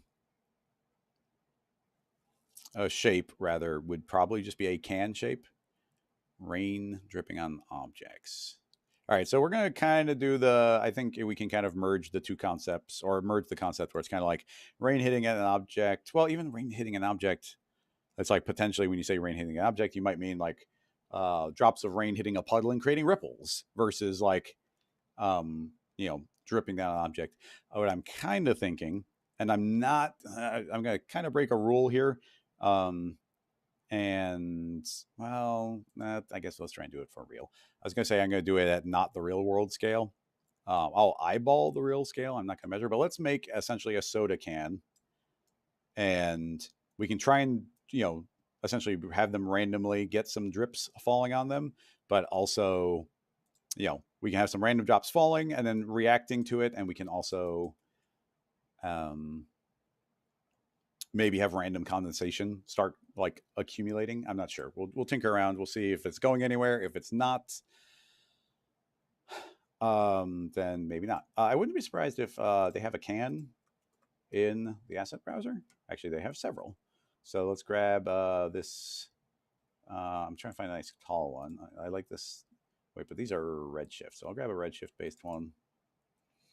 So yeah, it's a tall can. Hey, my eyeball of just guessing was like my radius was incredibly close. So yeah, we get this can geometry wise very well. It's got some subdivisions, but yeah, we can totally work with this. But for the most part, I was going to be kind of ignoring a lot of this geometry and kind of building a low poly version potentially that we'd actually be running on. I'm not. I'm not sure. We're just going to explore here. Might not be amazing, but we'll just have to find out. For the most part, like we could make a duplicate of the can that we can always come back to. But for the most part, I'm just going to merge this down into one object. Actually, I'm going to say don't weld. I'm going to merge it down into one object, and I don't care about any of this extra information. Just give me the model. So yeah, essentially we can interact with this without worrying about all like the extra detail.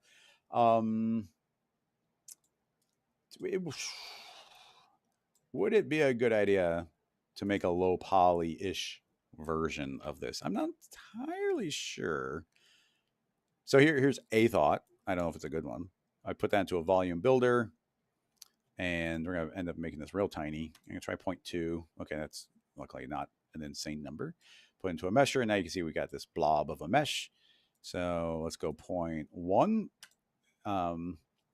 And yeah, so essentially this is what I want, where these are kind of like slightly blobbing into each other.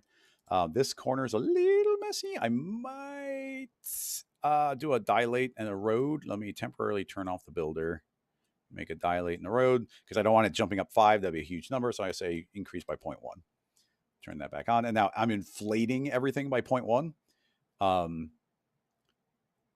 What's a good way of showing this? If I show the original beer can and add a render display lines, yeah. So now you can see that it's almost like we got this little force field around the entire thing. So essentially, I want to find a good balance of these things. So let's try 0.05. And you see that still added a little bit of thickness there, but it looks a little bit more solid than it was. Now we are losing some kind of resolution here, and stuff would be slightly off of the surface. Essentially, with the range of these water droplets we're talking about, I'm fine losing that resolution. So here's a mesh that we're now that we'd be sort of working with. So now potentially a little bit dangerous. So I'll give it a save. Drips on can. I'm going to put this into a remesh. So we say remesh, and I'm going to say you are allowed to be very adaptive, which is not something I usually do. And I'm going to say drop to 25% of the current points. But we are throwing a lot of polygons. It's a simple shape. There's not like a lot of convex areas and whatnot. Actually, that handled it pretty quickly. Yeah, so we got more resolution. It's kind of losing the lip of the can, but it reduced it. But like I said, like all the stuff I'm doing here is like all of this could be pointless. It could be like maybe we can just work from the original can, but I always feel like a clean mesh kind of along these lines is going to give us better results. I don't know how far we can reduce these polygons. Let's try 10%, which is not horrible. It's a better lid for us. I feel like we're getting a lot of polygons along the side that we don't need, and I might end up removing those. But let's just call this good for now. So I'm going to say make editable, copy, hit undo, turn it off, hide it, and now I can go back to that if need be, and I can paste back in the one I just made.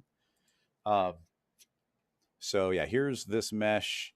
Now I think if it did a pretty good job with these loops and whatnot, like, I mean, it's a good idea, but it's like we could go through and start grabbing a lot of these edge loops that are kind of redundant for us. If it's just like, oh yeah, like these just aren't going to be doing much for what we're doing, then it's unnecessary. But you could essentially spend a lifetime going and perfecting this. So right now I'm kind of grabbing every other, but I'm not even sure which ones are the most valuable and which aren't. And even goes to like, oh, like that loop might not be too important. So let's do that for now. I'll right click, and I think dissolve is what we want. If I say dissolve, those all disappear. And if I hit, if we go to point mode, you see that the points that existed on them also disappeared, which is definitely what I wanted. And then we've got all these vertical lines. And like it goes to, when it comes to particle simulation, like are all these vertical lines needed subdivision wise? I don't know. As a very quick cheat, I think if I grab this loop and if I grab that loop, let's say that those are all even, UF for fill, delete that. And now we just end up with this big empty space. So I think I'll do a loop selection, do a zoom up, loop selection, and now B for bridge. And I'll grab a point. Oh, do we want edge? I don't know. Let's grab that. I'm trying to eyeball where it should go. Are they spinning? That seems correct. Anyway, you see, that's a really quick way of doing it instead of melting all of them individually. Actually, I think there might be a twist, but I think they put spin steps in here. If you didn't know, this setting got added a little ways back. No, maybe it's correct. Maybe actually the point count changed, or maybe it did physically spin a little bit. But anyway, you can see what I did there. So in theory, I've got a cleaner low poly can to work from. Was that strictly necessary? Might have been entirely pointless. So we're still in real world scale. Let's start. Let's turn this into a collider, simulation collider. We want to collide on both sides. It's a triangle mesh. let's grab our particles layout, make a basic emitter. We're going to start out very slowly here. So let's make this 5 by 5 by 5. E for move. And spin it to be aiming downward. Cool. And then it's going to be constantly emitting particles. Let's add in, we'll just start out with a nice simple collide. So these particles will collide. We'll say the group, I want to see them a little bit more clearly for you. So we'll increase the size to 2, and I'll give that another save. Okay, so those will shoot out right now. And simulation wise for particles, actually even the scene, there's gravity. So I guess that's fine for now. We might change scene scale, but honestly, I don't know when it comes to particles how important scene scale is, or if it is at all. I just don't know. So let's hit play. Oh, and I'm also going to say emitter properties speed is 0. So they're going to be born with 0 speed, and then gravity can let them start accelerating. Does that? Oh yeah, I forget. Well, I guess gravity just doesn't apply to particles. That's fine. I forgot. That's fine. So now we just make gravity. Gravity collide. Now, okay, so now you see gravity's going, but gravity is fast, and so gravity is yoinking these things straight on down. Now, see, this is where it gets challenging, because it's like, okay, in theory, that's realistic. Like in theory, this is like the speed that those should be falling as they go. But like clearly, we can't work with that. Like these are just like way too quick. And they're like, you can see right now, they're already passing straight through the object.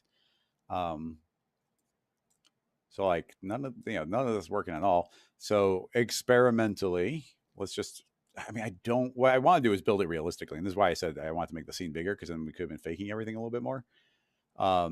So, okay, what do we got going on here? We said the particles should collide. Right now it's saying to bounce, but right now, go ahead and bounce. But I gotta say, they don't really seem to be bouncing. Am I completely missing something here? Box. That's weird. Why did it suddenly hiccup with a box? Still not colliding with our object. Did I put the wrong tag on there or something? Did I put a bullet tag on? No, that's the right one. Collider. Triangle mesh. Collide, intersect. Now we can say radius, but I don't like radius. Radius is not good. So yeah, as soon as I turn it on, you see it is now successfully colliding. We say a tiny number like 0.1, but I start finding that we end up with like these small minimums. I just said 0.1, but let's say like 0.01. But I think you're going to find that these don't fall any closer. Also, I have found that when you're in this radius mode, you see how stuff just gets stuck? So essentially, I don't like using radius mode. Now, we ran into this recently, and we keep on trying to do stuff with collision. We keep on trying to do stuff with simulation, collision, and the particles, and we keep on running into this type of problem. If I say intersection, it's just flying right on through. And this is with a very, very low gravity. Control D.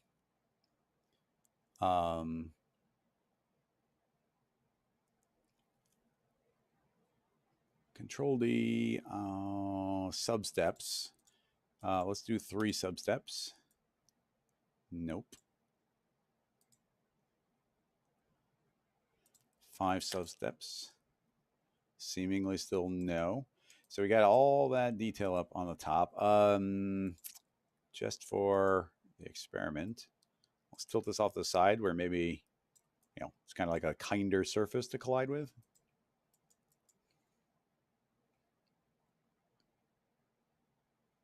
All right, well, we sort of get a reaction there.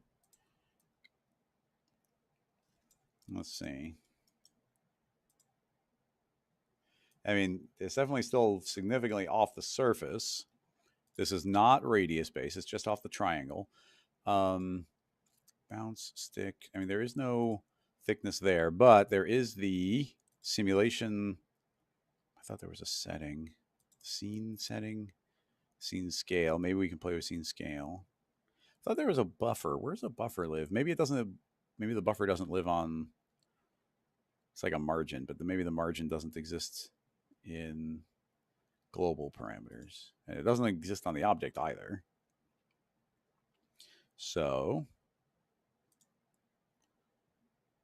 scene scale 1/10.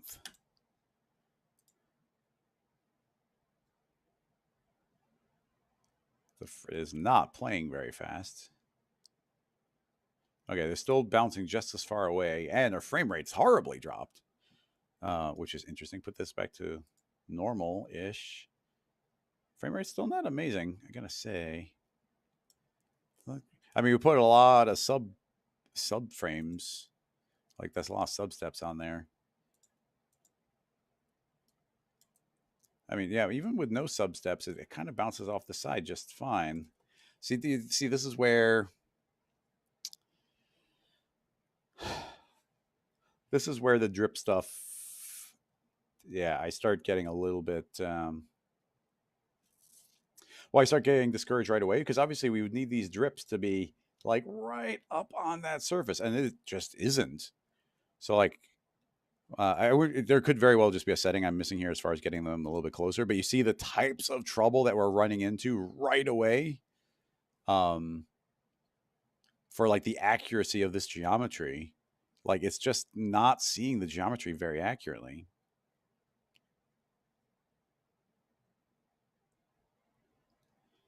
Yeah, I don't see any details there that make me terribly happy about it.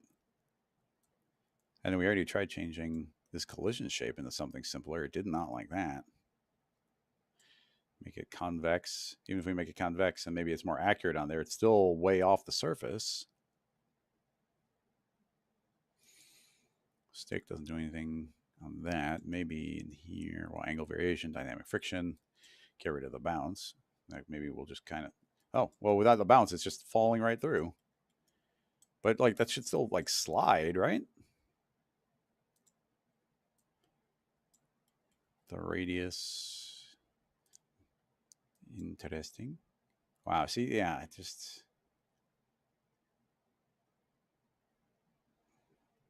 Rad, you're not wrong. Let's go and where do we even turn that on now?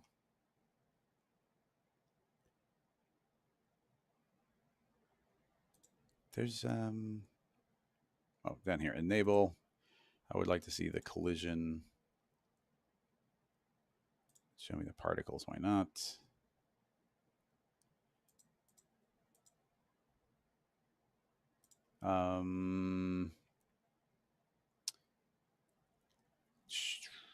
Shouldn't that? I just said enable.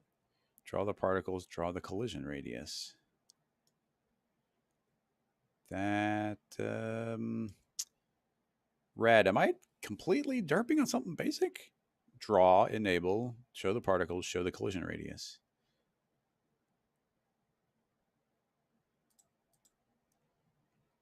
Nothing. Maybe because it's convex hulls. Let's say triangle mesh.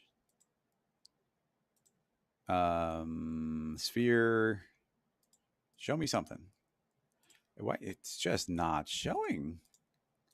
I could be missing something. Like it's going so poorly here that I feel like I'm missing something obvious. But for the life of me, I don't know what it is. Yeah, maybe colliders don't show it, but that seems weird. I mean, just as a proof of concept, Zach, I'm with you. Let's try adding a simulation rigid body, and that shape is automatically auto. So if we hit play, at least maybe it'll show that. Nope, didn't show that either. Show me a convex hull, please. Didn't show that. Control.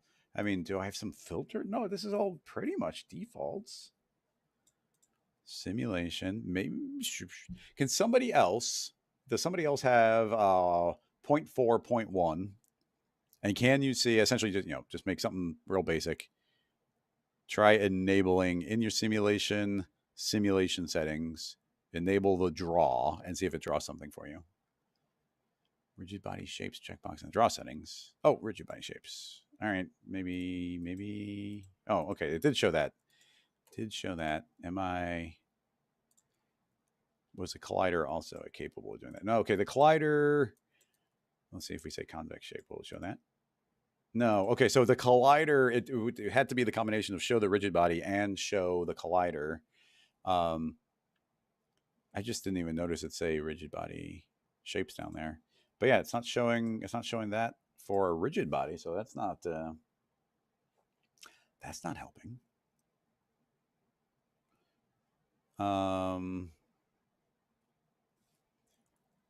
Let's see.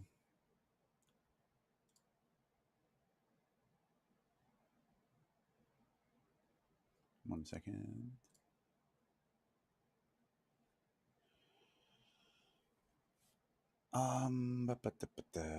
Yeah, okay. This whole thing is just not working.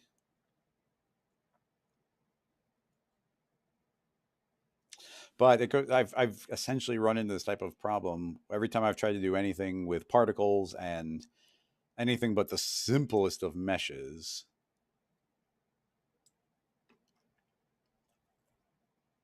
And we're not even getting to the parts that I thought would be complicated. I don't. Yeah, I don't see. This was exactly what I was worried about when I was kind of asking about this question. Like, it just the methodology that I want to use. And honestly, I can't even think of another methodology of like, how do I want like kind of random particles traveling along a surface? But, we're not even getting into the parts of like, oh, the combination of stick plus surface attract plus some collision plus, a bunch of other things like potential forces and particles being attracted and pushing apart. There's so many potential combinations of that I was kind of concerned about. And we can't even get to step one here.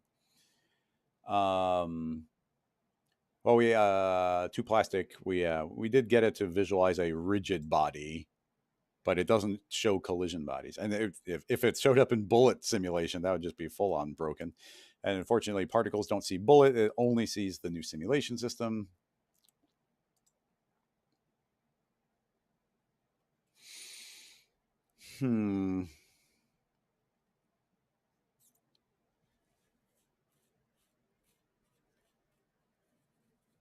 Yeah.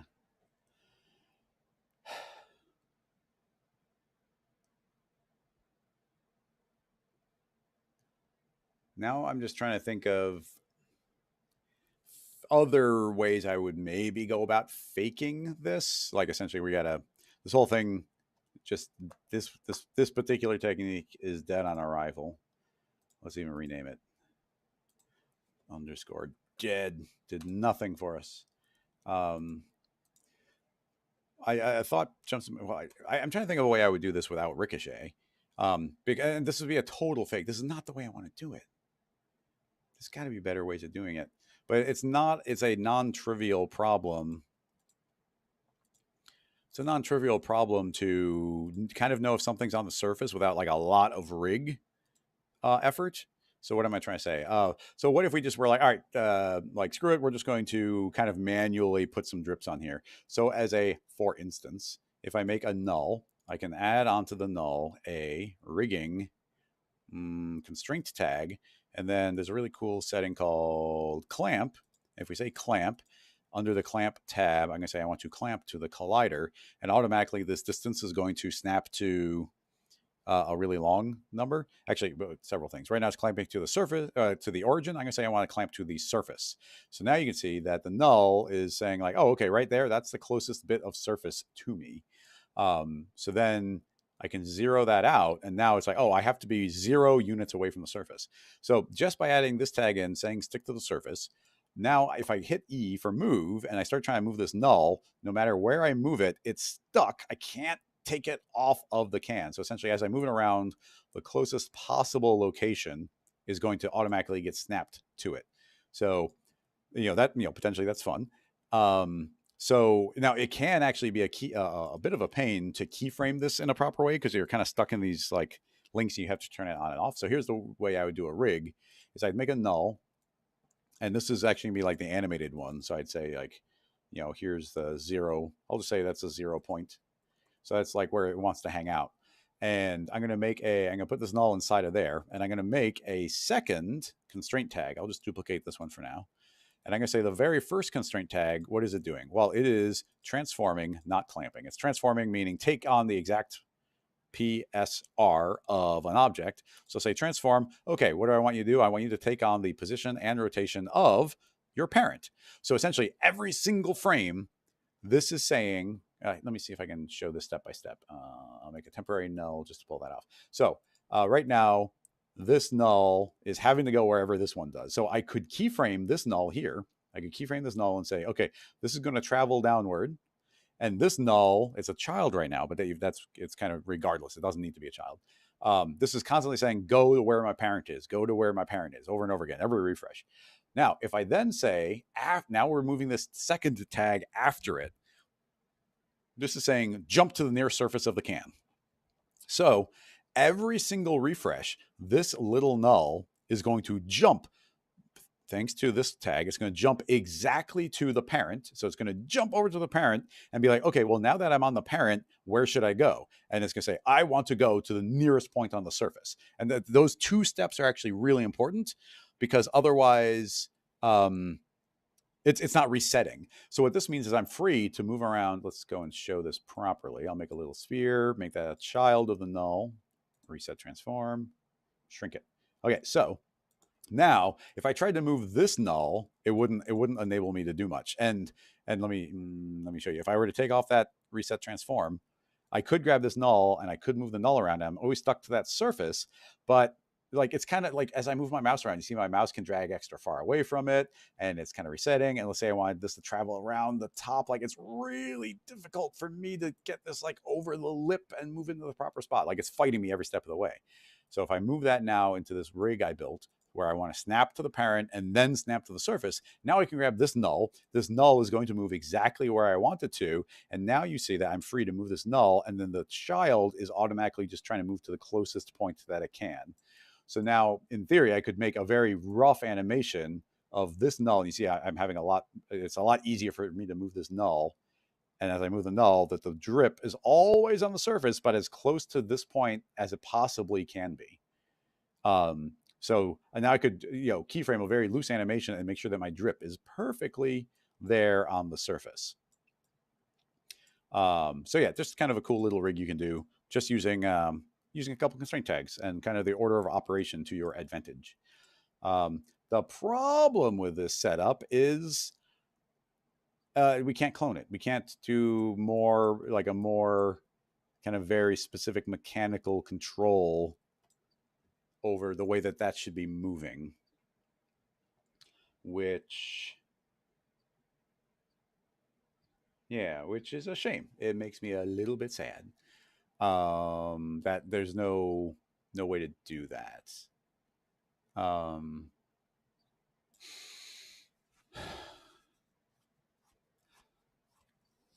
So and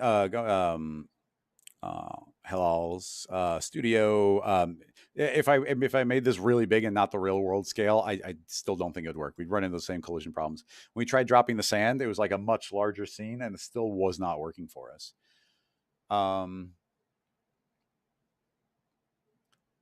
Now, so anyway, you see, I can save this, and it's like, oh, here's kind of a fun way of doing the drip. If we keyframe this in a very loose way to tell it to travel down, like maybe that would kind of do what we want it to do.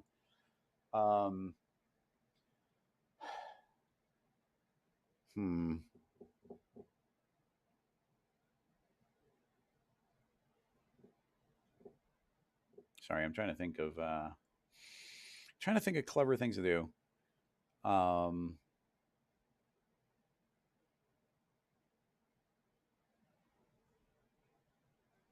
Like, if we're in the road to like faking it, well, it even goes to like, there's a big difference between dropping a raindrop on something and then a drip already being there and then just kind of traveling along the surface. Very different things. So, I mean, I'm just thinking of like various potentially silly different rigs I could build. So I'll save this one, but the next little rig, I'm trying to think of how I do it manually. I mean, we could just draw it. I kind of want to use Slicer to quickly do it, but if you wanted to manually do it, let's go and draw a spline. Is that the right tool? Yeah, spline pen. So maybe this is even a bad idea, but because the drips don't actually start on the top that way. But so yeah, let's actually just start it up here. Let's say that this is the highest point I can. So I'm going to be not too sloppy, but I'm also not going to spend a ton of time getting this perfect. If you hold down Alt, you can keep your spline kind of alive here. Drag that down. Curve. Curve. Okay, cool. So that is my spline. Now, how do I want to build this as a rig? We got a lot of options for this thought. Make a cloner, drop this inside, set this to be radial, 0 radius. Okay, so when it's radial, 0 radius, and I was pivoting from the one spot, you see I got a bunch of these. So now we can make a bunch of them. And I can offset and put some random in there so they're kind of varied. And potentially, is there a rate? Sadly, there's no rate on here. I could maybe make a rate if I was inclined to. We can modify the rig if need be. But for now, let's just leave them all even. So you see, got all these splines. I'm going to feed this into a connect because essentially this is just going to be it's just my spline. So now, keeping it kind of generic, I'll make a cloner, make a sphere, make it kind of tiny. Cool. And then I'm going to clone onto an object. The object will be the spline. And that, in theory, should be treating it like a spline. So then we can give it it's a spline. So we give it a rate. So I can say you got a rate of 5, and I can hit play. Okay, so now it's count. Let's go back to our very original spline. And I'm going to say, you are not adaptive, you are uniform. So uniform means it's interpreting the distance between the points evenly. And now you see we have a constant rate. Okay, now back to my cloner. I'm sorry, back to this cloner. Distribution count. It's per segment. I'm going to turn off per segment. And we're going to offset it. We're going to random offset. And now you can see that I got a bunch of different random offsets. I can start shrinking these down. And then I'll say that this cloner that's the rate. I'll give it a bunch of variation on weight or on the speed. So we get some faster ones, some slower ones.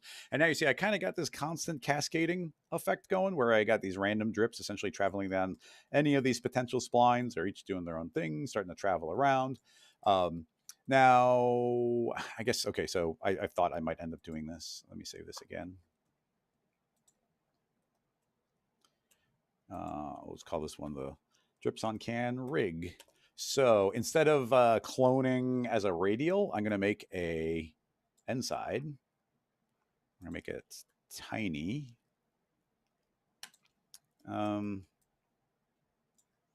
Lay it flat on the ground. I give it a ton of sides, like 124, which makes it very, very, very round. And then I'm going to say that this is no longer a radial. It's going to be cloning into an object, and the object will be that end side. And that makes sense. Essentially, I need this radius to be like microscopic. So I can say like 0.01. Yeah, there we go. So essentially, that's fine. But I might need to flip that spline upside down. Okay, cool. So essentially, I just remade the radial. I remade the radial using a very teeny tiny circle. Because if you go to 0, then it's not a circle anymore. So it's a very tiny circle.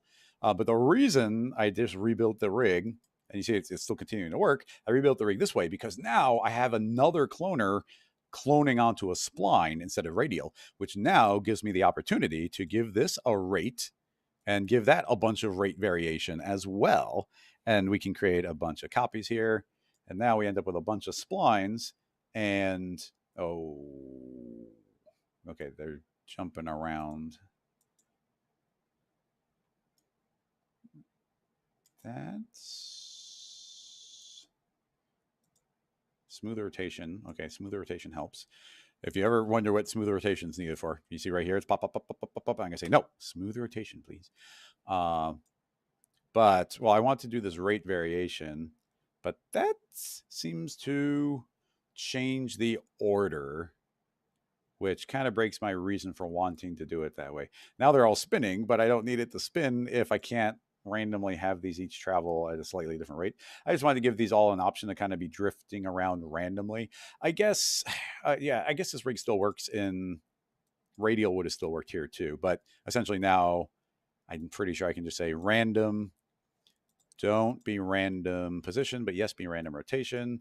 It looks like this one is the one I want. So I'll say you can rotate it up to 90 degrees based on a noise. And you see all of them moving. I'm going to say that you are indexed. So each one is calculated individually. And now we have to put the animation speed way down. Oh, are they still going to reorder themselves? Interesting. Yeah, they're kind of, I thought they'd have an absolute order, but the fact that they're jumping around means that the indexes of these individual splines are like leaping about. But this weld, did that work? Maybe the other one was also working. The weld, remember, like I always turn weld off. This was one of the reasons why I always turn weld off is, let's go back and see if that trick worked, because I could still imagine this breaking. No, okay, it was weld. The whole time it was weld. Weld was inside the room the entire time. Can we go above 100? Yes. If you go, I think if you go above 100, then it goes both directions. So you see all the lines are moving this way and that. What was happening is the weld, when two splines were passing by each other, was welding their points together, changing the point count, and then the second cloner didn't know how to see them. So it's kind of like popping around. So anyway, the whole point of this is that these all individually want to just drip down, but they're on these individual lines that are slowly drifting. So much like a drip on a can would be, where they don't travel perfectly straight. Sometimes they kind of veer off to one side, veer off to another side. Now, typically it's happening because of like imperfections on the surface, or because there's other little driplets that is kind of like merging into this and merging into that. But anyway, this is, this whole thing is like a super fake rig that we're making now. We're building a rig that is very mechanically doing something. But because it's a rig, we have a lot of options to tell these splines, make them exactly how fast we want, exactly where they should be traveling. We can make potentially different paths that are slightly different from each other. We can go into this one, and I can make as many different drops as I want. Now we've got like a ton of drops traveling, kind of each of them in their own direction, each of them going their own speed. This makes me want to slow these down a little bit. 0.5. Slow down the left and right just a little bit. And then let's shrink these down a little bit. And I mean, obviously these aren't even very drip shaped. So actually making something a little bit more oval probably wouldn't be a terrible idea. I'm trying to think of any clever way to do it. I mean, honestly, what this makes me kind of want to do, is that a good way to do it? Okay, so here's my thought. We're going to convert this to a matrix object. Force. No, not force. What am I talking about? MoGraph. Swap cloner matrix. So if I do that, it's now converted that into a matrix object without me having to copy all the settings. Now we need Maxon to make that button for all these spline, for all of our emitter types. I want to be able to convert a basic to a mesh to a reproduce type of thing. Speaking of which, let's go back to our standard layout because we don't need that eating up space. Okay. Cloner, I'm going to make these real tiny, 0.01. Boop, boop, boop. Okay, now we just got these little teeny guys traveling around. And the reason for doing that is now, Demi asking, can we make particles move? Yeah, sorry. Well, that seems like a new unrelated question, so we'll check that in a little bit. Okay, so cloner. Now, let's add a tracer. So now we get these little lines traveling around. I'm going to say limit from end, and we'll make it 5 long, maybe 7. Yeah, so now we get these little tails traveling along. And the tails from this tracer are what I actually care about. So we feed that into a volume builder. 0.2, hopefully. This line is super thick, so I'll say 0.2. Yeah, excellent. I'll now change this to 0.1. feed that into the mesher. So we got actual geometry, and nice. We get this little tail. And now I might need to go even further, 0.05. So, more resolution. We need to increase our density. So let's crank that to 1, maybe even higher than 1. 2. Those are distinct. I think I'll go up to 11. Yeah, okay. Because we're so tiny, we need to keep on sampling this more and more. So yeah, I'm going to put it all the way up to 22. For some reason, or it goes to, I feel like the density is based on almost like it's more like I don't know what it means. Maybe it's subdividing it. Usually you don't have to go above 1, but sometimes when you're really tiny, you have to go to big numbers like 22. Anyway, so now we got this pretty heavily subdivided. What's cool is we go into our tracer, and because it's a spline, we can say a long spline. Let's make sure we say per segment. And now I can grab this and pull the starting one down. And now you can see we can actually shape that a little bit. But you need to make sure that your thickness, your voxel size is low enough so that we actually have the resolution to shrink it. Because you'll see if I shrink too far, it's going to kind of disappear into nothing. So, we want to just have a nice bit of control there. Cool. So, yeah, so now we kind of got these drip shapes. Not horrible. Now, those lines I have are a little far from the surface. So, I'm trying to think of the easiest way to do it. Like, we're already cloning around the circle, and that's very small. We probably can say 0.01. I don't think I'll break anything. Yeah, it still works. But I think our physical spline, the original spline that I drew, like it just needs to be tighter. So I'm going to select all, E for move, and just physically scoot it over. If we were being real, I mean, we should, if you're doing this super accurately, you'd want to actually trace this or, properly select your edges so that you could have made the spline directly from the edge of the object. So it was perfectly following it type of thing. But like I said, we're kind of eyeballing some of this here. Anyway, so now we're at the point where we've kind of been building out this rig. Let's start this again. Oh, we should put that back into the cloner, shouldn't we? There we go. So now we get the drips. The drips are a little bit closer to the surface. Excellent. And potentially, because they're still sticking out a little bit, I'd kind of like them even further in. I think I should be able to grab my matrix, which is throwing me off because it's called cloner. My matrix object, we're cloning on here, but we can give it a transform. I can say I want to offset it on the direction. Let me turn that off for a moment. Let's look at this little fella, perfectly sitting on the surface, essentially. So if I say Z, okay, not Z, is it Y? We got to do tiny numbers here. 0.1. Nope, not that one. 0.1. Yeah, okay, so 0.1 on X, pushed it out, so we'll go minus 0.05 to sink it a little bit into the surface, maybe even 0.8, 0.08. There we go. So now we trace it, and now you see that those are like properly back there. It makes a big difference. Like those actually look like they're kind of like merged back onto the surface. Now, potentially we could also be subtracting the shape of the can to shape those a little bit better.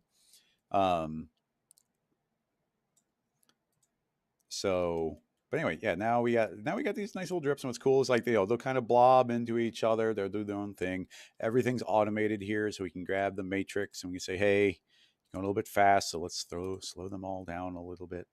Traveling down, we can grab this tracer and say, hey, you're going to have a longer tail here, so they stretch out a little bit more from what they used to be.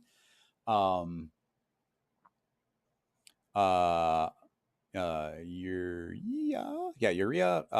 Edge to spline could have given us a spline, that's for sure. And then I also thought about grabbing slicer to do it, and we could have done the edge to spline to create the original one. But this whole thing is like twisted slightly, and I didn't want to get the twisting effect, so I thought drawing it from scratch was our best bet. So anyway, that's working pretty well. I kind of feel like I want to make a second matrix, and then this one, there's gonna be like a ton of them. So like you see, we get all these individual drips. Now that's making me want to clone more lines. Give it a second to refresh. So yeah, now we got a lot more lines kind of going in their own direction. We get these tiny little ones, and now this new matrix tiny. I might tell those that you're moving real slow. Like, yeah, technically they're moving. I guess they're moving left and right still from this one. So that makes me want that one to go like super slow. And all that left and right movement, I'm not even super happy with either. So I get these tiny little ones. So my thought is like maybe we make a second tracer. The second tracer would be tracing tiny matrix. So that will be tiny tracer. And yeah, already the shape that came in, we got these tiny little blobs, just kind of making a little bit of extra condensation, but they're not so much that they're interfering with our bigger ones. So you can kind of see how I'm starting to layer these up on top of each other to create these different shapes. Now we did this tracer trick to make those blobs, which is valid, but that to make it so I can't use a cloner, or I can't use different effectors to scale them down. So they're all a little bit uniform right now. We got other tricks we could do where I could use displacement on our final geometry and make some of them bigger and smaller just via that, which would be kind of interesting.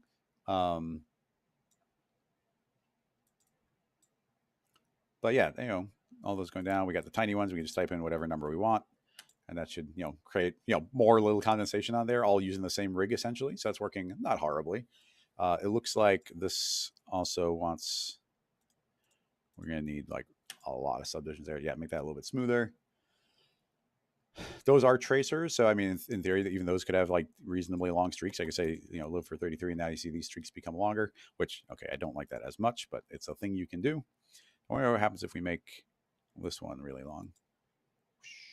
So we let those trip. Anyway, it's a very mechanical rig. I'm not in love with it, but it's real geometry. So you could just put a simple transparent material on there and it would be going like stuff will kind of blob into each other. It doesn't like intelligently blob into each other. We need to be doing full on particle stuff for that to work. And we're just having too much trouble with the particles for this type of setup. I'm trying to think. We could add additional layers of smoothing. Those little ones will disappear, but I kind of feel like, well, just looking at the big ones right now, I feel like it'd be kind of nice to put a smooth in there. We're gonna have to go real easy on it, but this will just kind of round them out a little bit so when they blob into each other. Yeah, that I kind of like that. And now that means we need to make sure that these little ones aren't so little. Well, smaller than that. You gotta find that perfect threshold in which they exist. Yeah, maybe that, maybe not. Yeah, that looks better already. Yeah, I thought a little smooth would go a long way. So yeah, a bunch of little bobs. Literally everything here is moving, so that's kind of a fun element on it. So you get these different shapes. We change the speed of all. It's all procedural. We can easily change the speed of every different element we've gotten here. I feel like for now that's as good as I'm going to get, but and then actually, Zach, I'm not sure if you're still here. I've always been curious, and maybe you know the answer to this, because in the old physical renderer, there's a very particular way to do it. But do you know if we made a nice water material and we apply that water material onto our droplets, if it intersects the can, is that bad?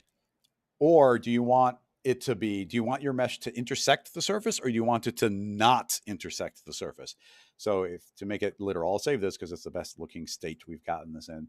And I don't even think this shape is going to end up working too well. And I'm a little worried about the calculation. We got to make sure we do this right. I'll turn that off temporarily. And I'm going to grab our original can and I'm going to say subtract, which I'm not sure if that's going to work, but let's turn that on. Yeah. So, okay. So Zach's saying you do want the intersection. So essentially the shape we have, I think would work. But what I just did in theory is I just added the can to the calculation that said subtracted away. And now you can see that this is now kind of curving away from the surface. And honestly, that curve away from the surface is probably a good thing. I feel like we need more resolution here. But now you see that the drops essentially don't enter the can. Now, technically, they ever so slightly are in some various spots. So I think what I would do is, I'm just worried because we're such tiny resolutions, the wrong number could freak out here. I'm going to make a folder. I'm going to put the collider in the folder. And then I'm going to expand the collider. So I'm going to say, here's a dilate. And now I'm going to expand it just by like 0.01. So I'm inflating it, and then I'm taking the end result of the inflated can and then subtracting it. And now we should be able to activate these safely. So now that I inflated it, Now, do you see right there? There's a little bit of a gap in between. So like now I've made sure they don't touch. And what's cool is like the volume builder and mesher are able to do that for us. Like these are not intersecting anymore, which is pretty cool. It seems like the smooth would come after that. Maybe not. So yeah, now they are not touching at all. And I guess we can just do the test for ourselves right now, just because I'm curious. But Zach said he thinks them intersecting a little bit goes a long way. So let's just say render test. So it's not going to look amazing. I guess we'll just make the can shiny. We got the original can. It was Redshift. Yeah, let's bring back the original can. That's why I kept it. After all. So figure that won't render. That won't render. This one we don't want to render. Nothing else will render. And now we can make a very simple water material, which should be as simple as get rid of the roughness, add maximum transmission. Now, it might be glass. The index of refraction comes from the IOR on the reflection. And I'm just going to Google on the other one because I haven't done this in a while. IOR of water, because I think it's glass by default. 1.33. Yeah. Oh, I used to know that. So 1.33. Cool. That should be all we need to do to make some simple water. So essentially all I want to do is look at A/B test the render of how it looks when they're intersecting and when they're not intersecting, and which one looks better. So beer can, fake one be gone. Cool. Looks nice. Redshift render view. So actually, let's do the, I'm just going to turn those off. Okay, so now this is the intersecting one, which in theory, I think is going to look better. It's also the one Zach said would look better. So, well, let's initialize, but the immediate preview bit is looking fine there. Actually, is that kind of, no, I guess that,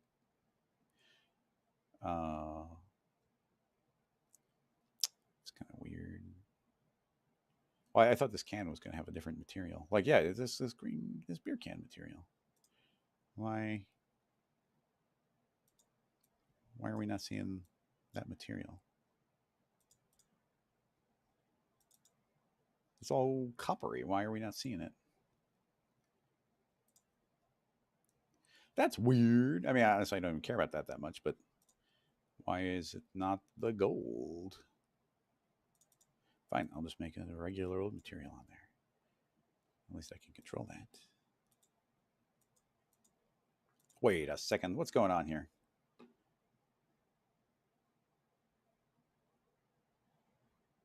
Is the remesh rendering? The remesh rendered. Okay, sorry. There's another object that was getting in the way. Okay, cool. Now we got the can with the copper. Okay, so this is intersecting, and you can see what the refraction looks like, which isn't terrible. I dig it. Now it's good. The new one, or when I activate the other bit of mesh, it started looking a little bit chunkier, and I'm not quite sure why. So we'll have to ignore that part. But yeah, here's the drips on it right now. I mean, honestly, let's spin around the HDR. You always got to spin around the HDR.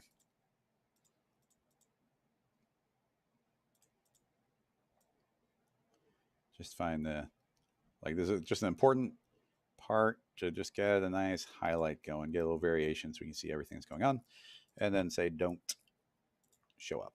Cool. Okay, so I'll let that resolve a little bit, send it to the picture viewer, and then we'll activate the other one. Boop. Okay, good enough. And now back into our volume builder, activate. Everything else updates, and it looks surprisingly different. So now they're not intersecting each other. And we'll let resolve a little bit. And send that to the picture viewer. Okay, so here's very different. Very different indeed. Uh that's just changing the geometry. That's just if the liquid is intersecting the surface or not. I'd have to look at actual close-up photo reference to know if it like the droplet like totally takes on the color that's underneath it, or if it wouldn't be, because it's like here, like to me, to my eye, to my untrained eye, like over here, that all looks really great. When I turn this on and I just kind of like focus in on these drops, it's like that feels a little bit more realistic when they're not intersecting. Um, yeah, I don't know. Any opinions out there? Anybody have any thoughts on the way that those would combine? Um, but anyway, I dig it. I dig it. I dig it. Yeah, we're okay. We're already 15 minutes over. I mean, we had we I think we recovered something from this. We made a we made a rig. It's not the best thing. It's not the best motion. We'd have to explore it more. Um, I mean, I feel like for doing a water droplet rig, like there's the 5 minute rig, like the half-hour long rig, the 5 hour rig, and the 5 day rig of like different things you could do. And I bet you with the proper settings, if we can figure out the way that collision stuff is operating, maybe I'm not using it quite correctly. If we can figure that out, doing this with simulation would have been really fun, because it's the type of thing where right now all these things where it's like slightly moving on the surface, which is cool. Like I dig the way, actually we might as well because this rig is built to be animated. Let's see what it looks like with a little motion. All frames, advanced, redshift, will say 0.5. So it's going to be relatively crappy quality, but we don't have all day. And then I'm going to cheat and just scoot that a little bit out of frame, because we did not account for them just starting to exist. So, ooh, that was a big old hiccup. I'm not sure what that came from. Yeah, so this is the second one where they're not intersecting. Anyway, what was I saying? Oh, yeah, all the stuff we were just doing with this rig, they were doing like as a MoGraph rig. Which, by the way, it's super duper duper valid to make a MoGraph rig, um, because it's very art directable then. But if we had been able to make the particle version, I feel like we could have done a lot of stuff where it's like the particles would have been independently drifting down the side, and when a bigger drop would come along, suddenly they get sucked into that droplet and pull down. Like we would have been able to do a lot of really cool stuff, but we just couldn't get the basic collisions to work. So what are you going to do when that's not working? Um, but yeah, either way, the yeah, and somebody saying that the no intersection is more physically correct, and it goes to, in reality, atomically speaking, like these things are not physically touching. Like nothing really touches anything. Um, but I remember in physical renderer, the way the renderer was actually coded is you wanted them to intersect. It would look better if you did. Um, and Zach saying intersecting geometry with shadow opacity in the material set to 1 and caustics would give the most realistic results. Totally agree. I'm not going to essentially, I'm not going to set that stuff up. I do need to play around more with rendering. But yeah, some caustics on here would look really cool. We haven't rendered too much. Oh yeah, but yeah, I mean that's not horrible. I mean it's not amazing, but it's not horrible. Um,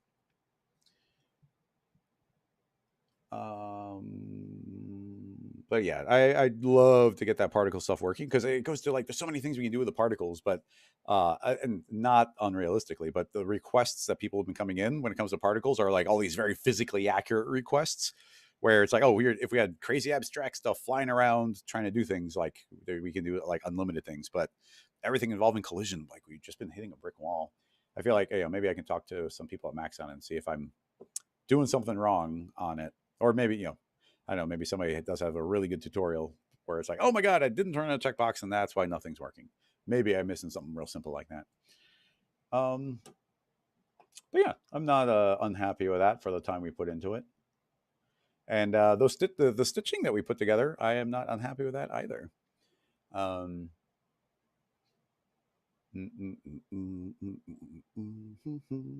but yeah, I mean, I tend not to go into the pretty render section of it. So, this is as far as we're going to go here. Like I said, we already went a little bit over on this stream, which is all good, but I think we're going to have to wrap this one up. I think next week is a regular week. So I'll be here again for another live stream for episode 10, which will be fun.